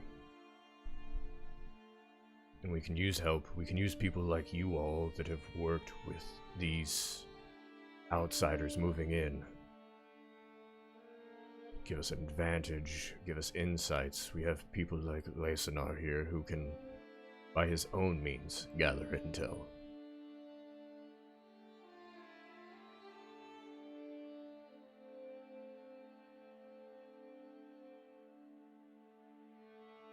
I mean, it all sounds pretty good, but we know a lot of the problems we've seen have been miscommunications on a lot of sides. And you seem very nice and very good intentions. I don't know about you two, but I might need a little more information and just think about it. Don't know if you have like a library with some books and history. There is a library if you wish to research.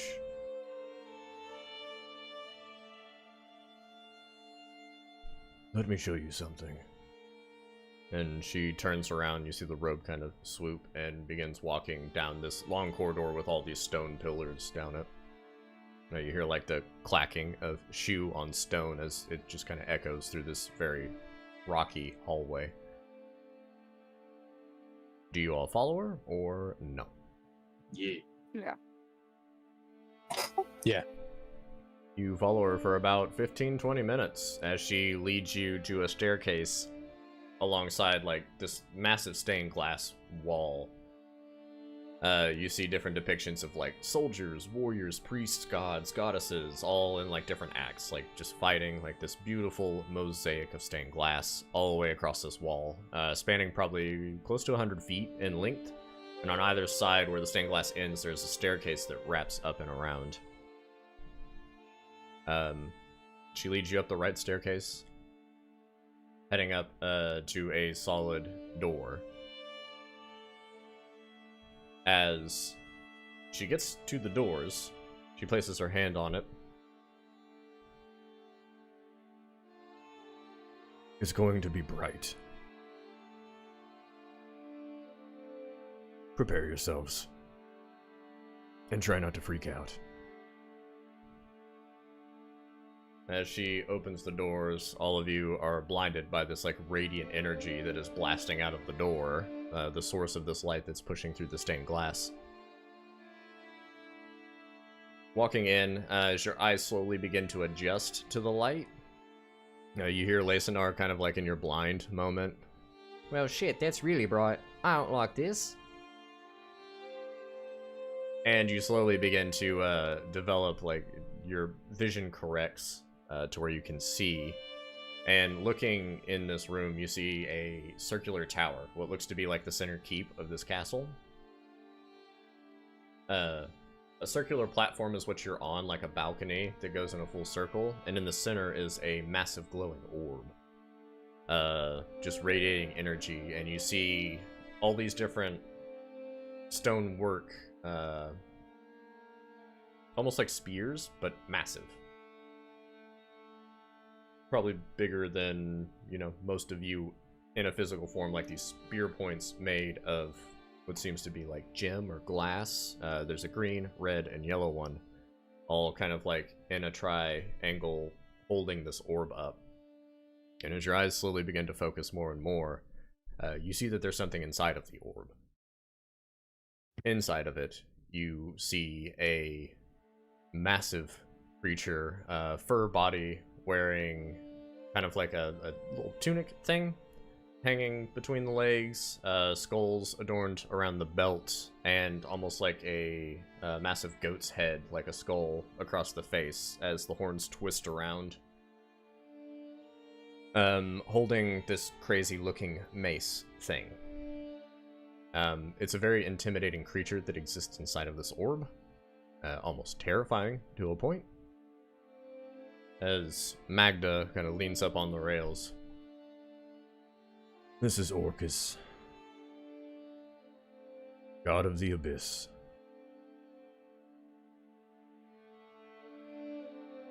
After a great battle some time ago, he was encapsulated, sealed from his plane and sent to another. When we found this, we started harnessing the power of Orcus, using it as our own. We're still in the beginning stages, of course, in what we can do with this power. But this is what they're after. They want this, and without the appropriate knowledge, it could release Orcus back into the world, which would be terrible.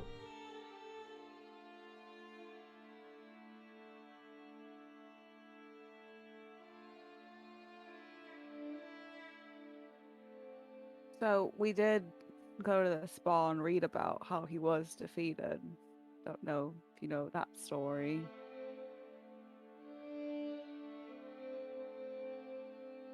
I am not familiar. And I'll relay what I read at H&H of the adventuring party.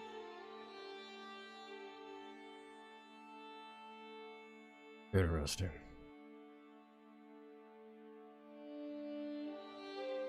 Well then, this is the second part of our problem. While we are fending off these families from gaining this power, and perhaps fucking us all, the Abyss still wants Orcus. There are many lower deities that exist in that realm that are fighting for power.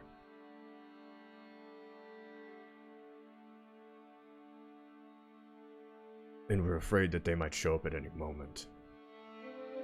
Freeing the Lord of the Abyss, the Master of Chaos, would probably increase their rank greatly in the Abyss.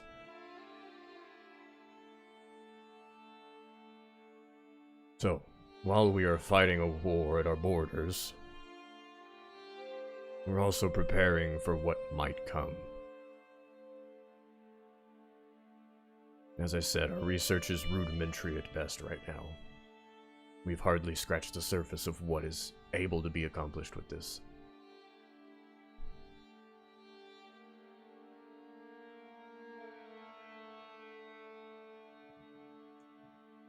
Before the last wish was made and all of this happened, did you already have access to Orcus? We did.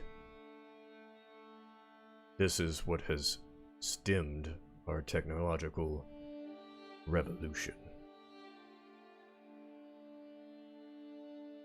And you see as she says that, the massive monstrosity inside the orb kind of like turns and looks at all of you. You see it swing that mace at the orb and just... And you see it like bend down and start screaming, but you can't hear anything through this orb. As she just kind of stands still. And Lacenar kind of behind you goes, "Oh shit!" and runs down the stairs.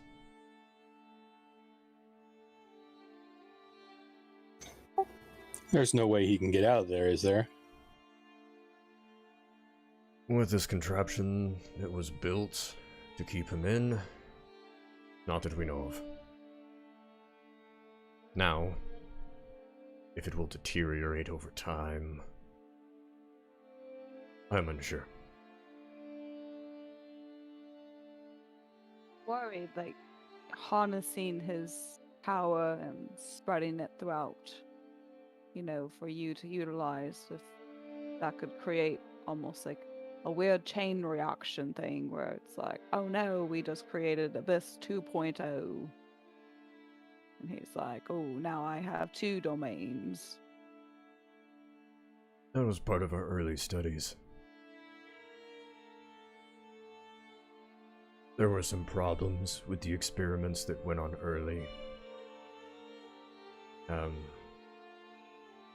There was a deadly fungus that sprouted from one. The power itself ended up corrupting thousands of soldiers at one point that we had to put down. But with the studying, the trials, we've learned how to refine it to where it's not dangerous at the moment. Over the past 50 years since this method has been in place, we've not had another problem.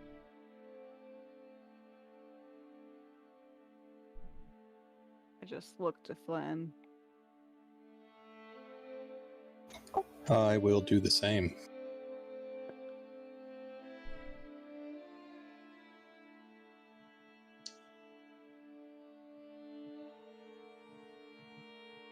Do you know how this even got here? It was sent here after he was captured? We assume. We found it. It was a discovery. An expedition crew stumbled upon this dome, and that is when Muthana fully joined forces with one another. We moved to research and study and advancing civilization with this power that was left here.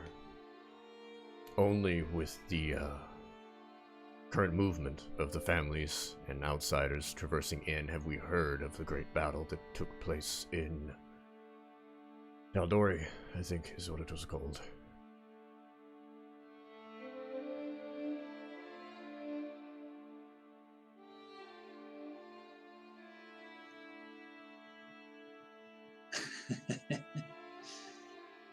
This is big, Magda. I'm sure you're aware. And now you are doing this for good. And you've had a lot of time to study. I just can't help but think that that is a terrible idea.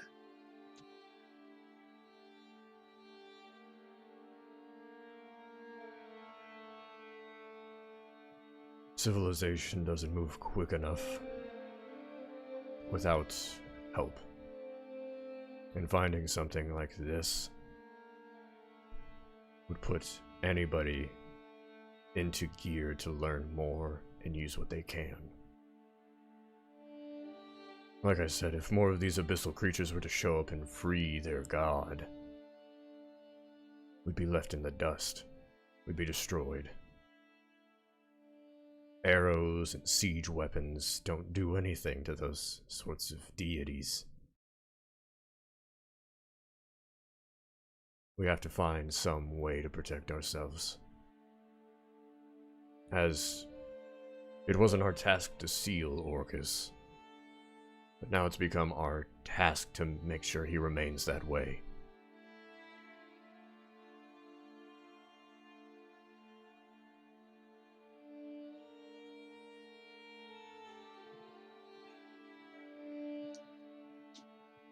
I just hope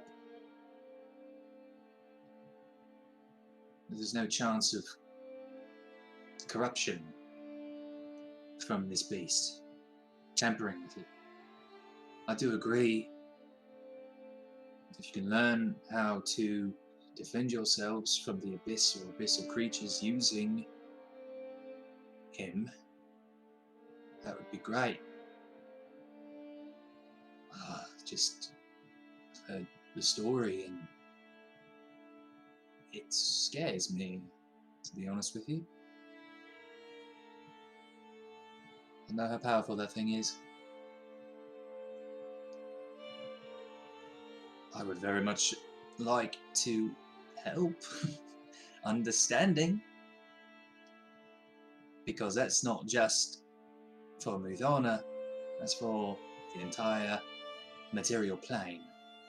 It's very important that that thing stays where it is.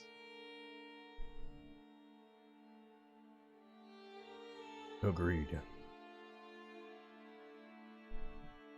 Utilizing this power that you've been able to get from it.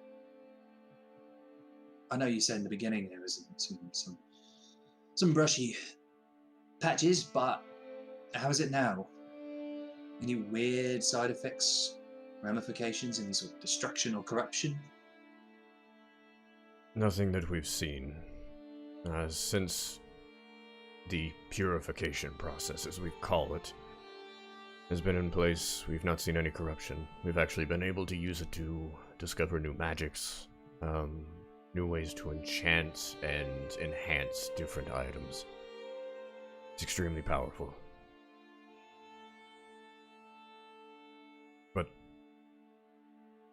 your worries are all of ours.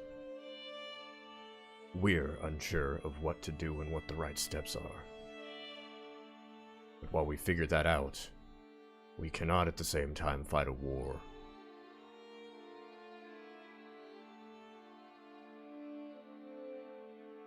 So, it also sounds like, from what we've heard so far, is Maloon Bulkia. She's assisted you in some probably research in the past, and as a powerful mage, what is her involvement and knowledge of all of this? Maloon Bokia reached out to us before the joining of worlds even began. She knew that Orcus was here, and she's been a key in research and development. All of the Academy has. Miss Bokia herself has not come here at all. She sends delegates and researchers, more intelligent people than the handful we have here, to help us keep this safe.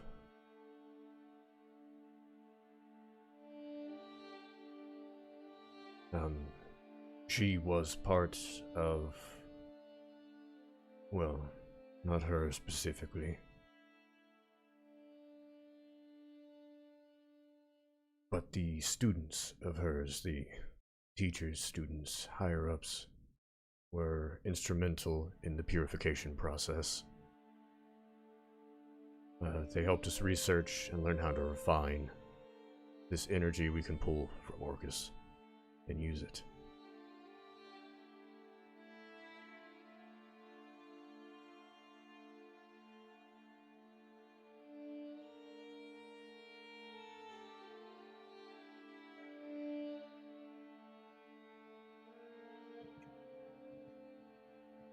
Did she say how she was able to help with this?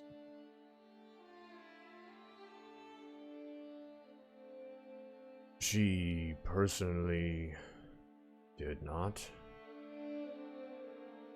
One of the students, let me see, and Ispan, I believe he was a higher ranking mage in that school. He was the one that identified the strands that were causing corruption from using this power in its raw state.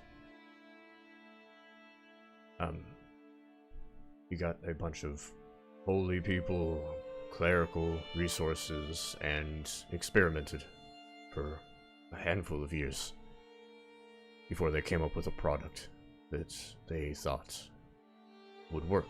And that's when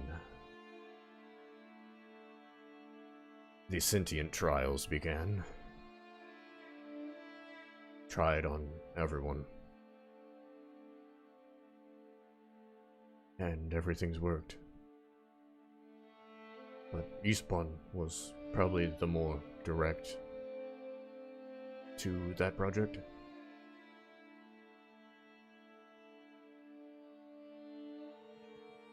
How long ago was this that they were successful?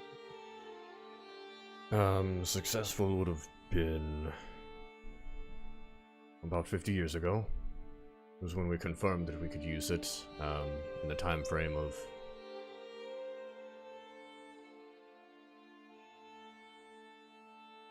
first contact. I met Eastbourne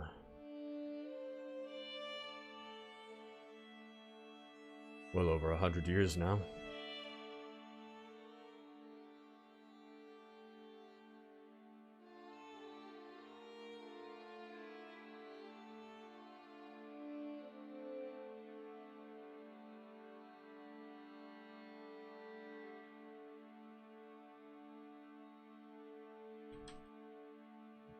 Do I know that name?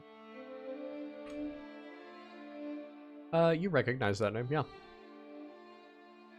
You know he was a high elf. He had a portrait somewhere in the school. You've never seen him personally. He was never there.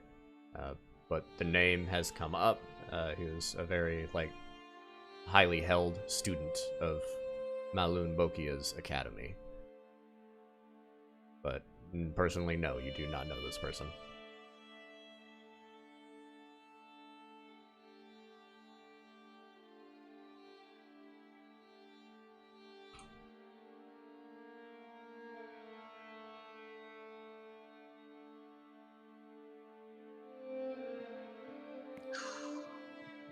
All right.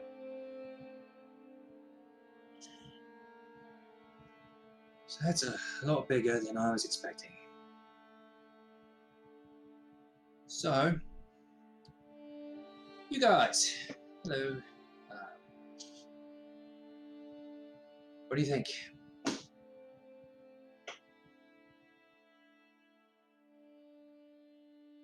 I think,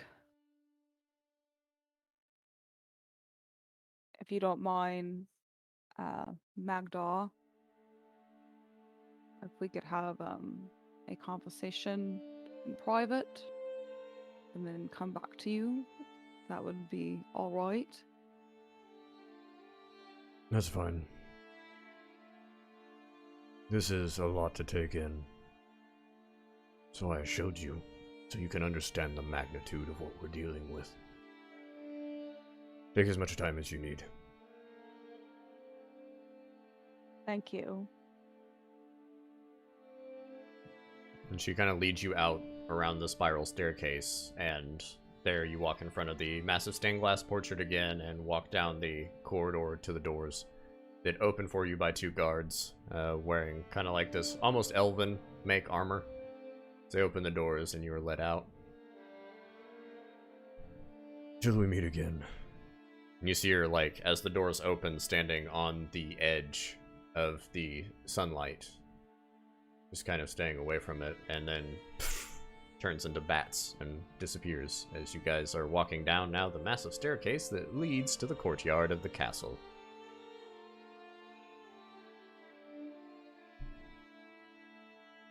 Did Listenar just completely run away afterwards? He's with you now. And as, the doors close, he's like, I didn't like that one bit. That big guy was scary as hell. Pretty terrifying. Was that your first time seeing him too? Hey, they don't let me into a castle.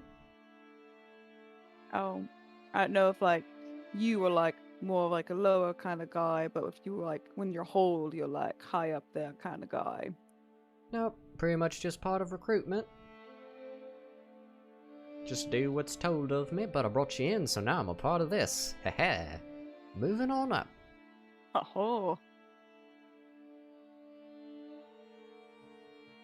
Why would they, if If you've never even been in there, why would they bring us in so quickly? I couldn't tell you. That's why I have a lot of questions.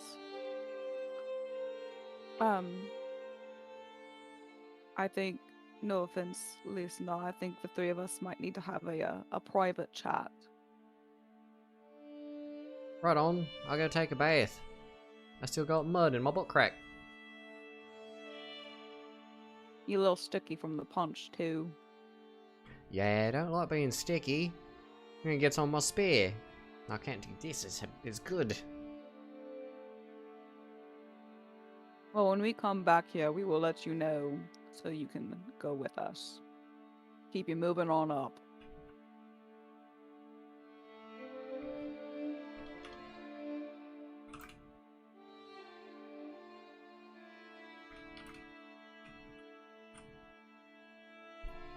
Alright, bye. And he just leaves the gate, and you see him walk off, kind of in the direction of where that temple is.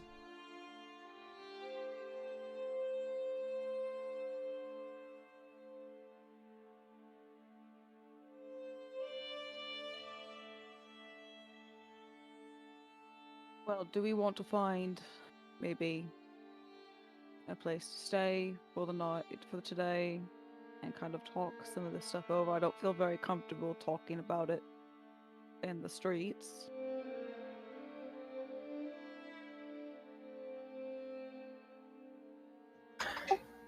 Yeah, I think that would be best.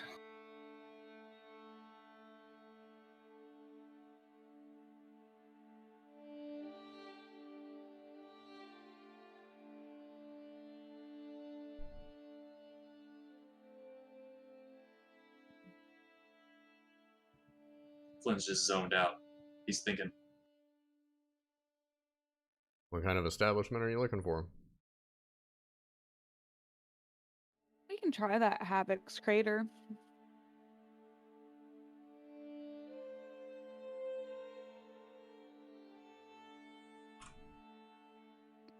Okay. So you all walk that direction. From the directions you received from the bugbear the previous night, kind of head to the temple and then head western in the direction of Havoc's Crater. There you are greeted with a massive crater, and inside of it, like a series of wooden supports and beams are all like holding this structure, this almost like hotel-looking building up in the air above the crater. You see on the outside there's a series of like walkways that are created from the outskirts of the crater, kind of above the crater itself, up to the patio area. This is a very simple, just like wood, tiled roof building. Nothing fancy about it. Just kind of a cool setup in a crater.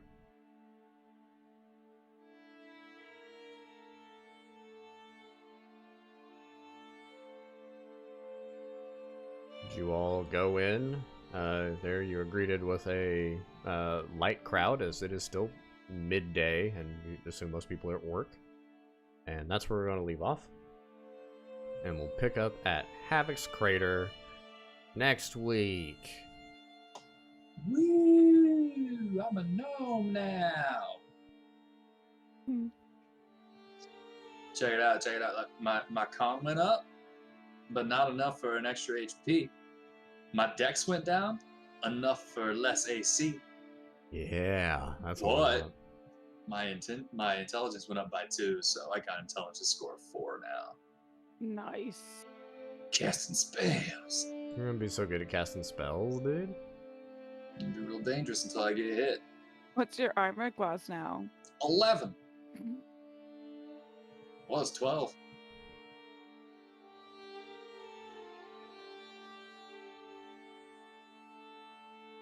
You're gonna have to watch out for Flynn.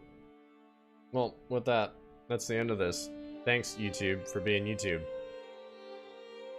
Bye, like, subscribe, push the buttons. I don't know, something cool will happen, I bet. Okay, bye.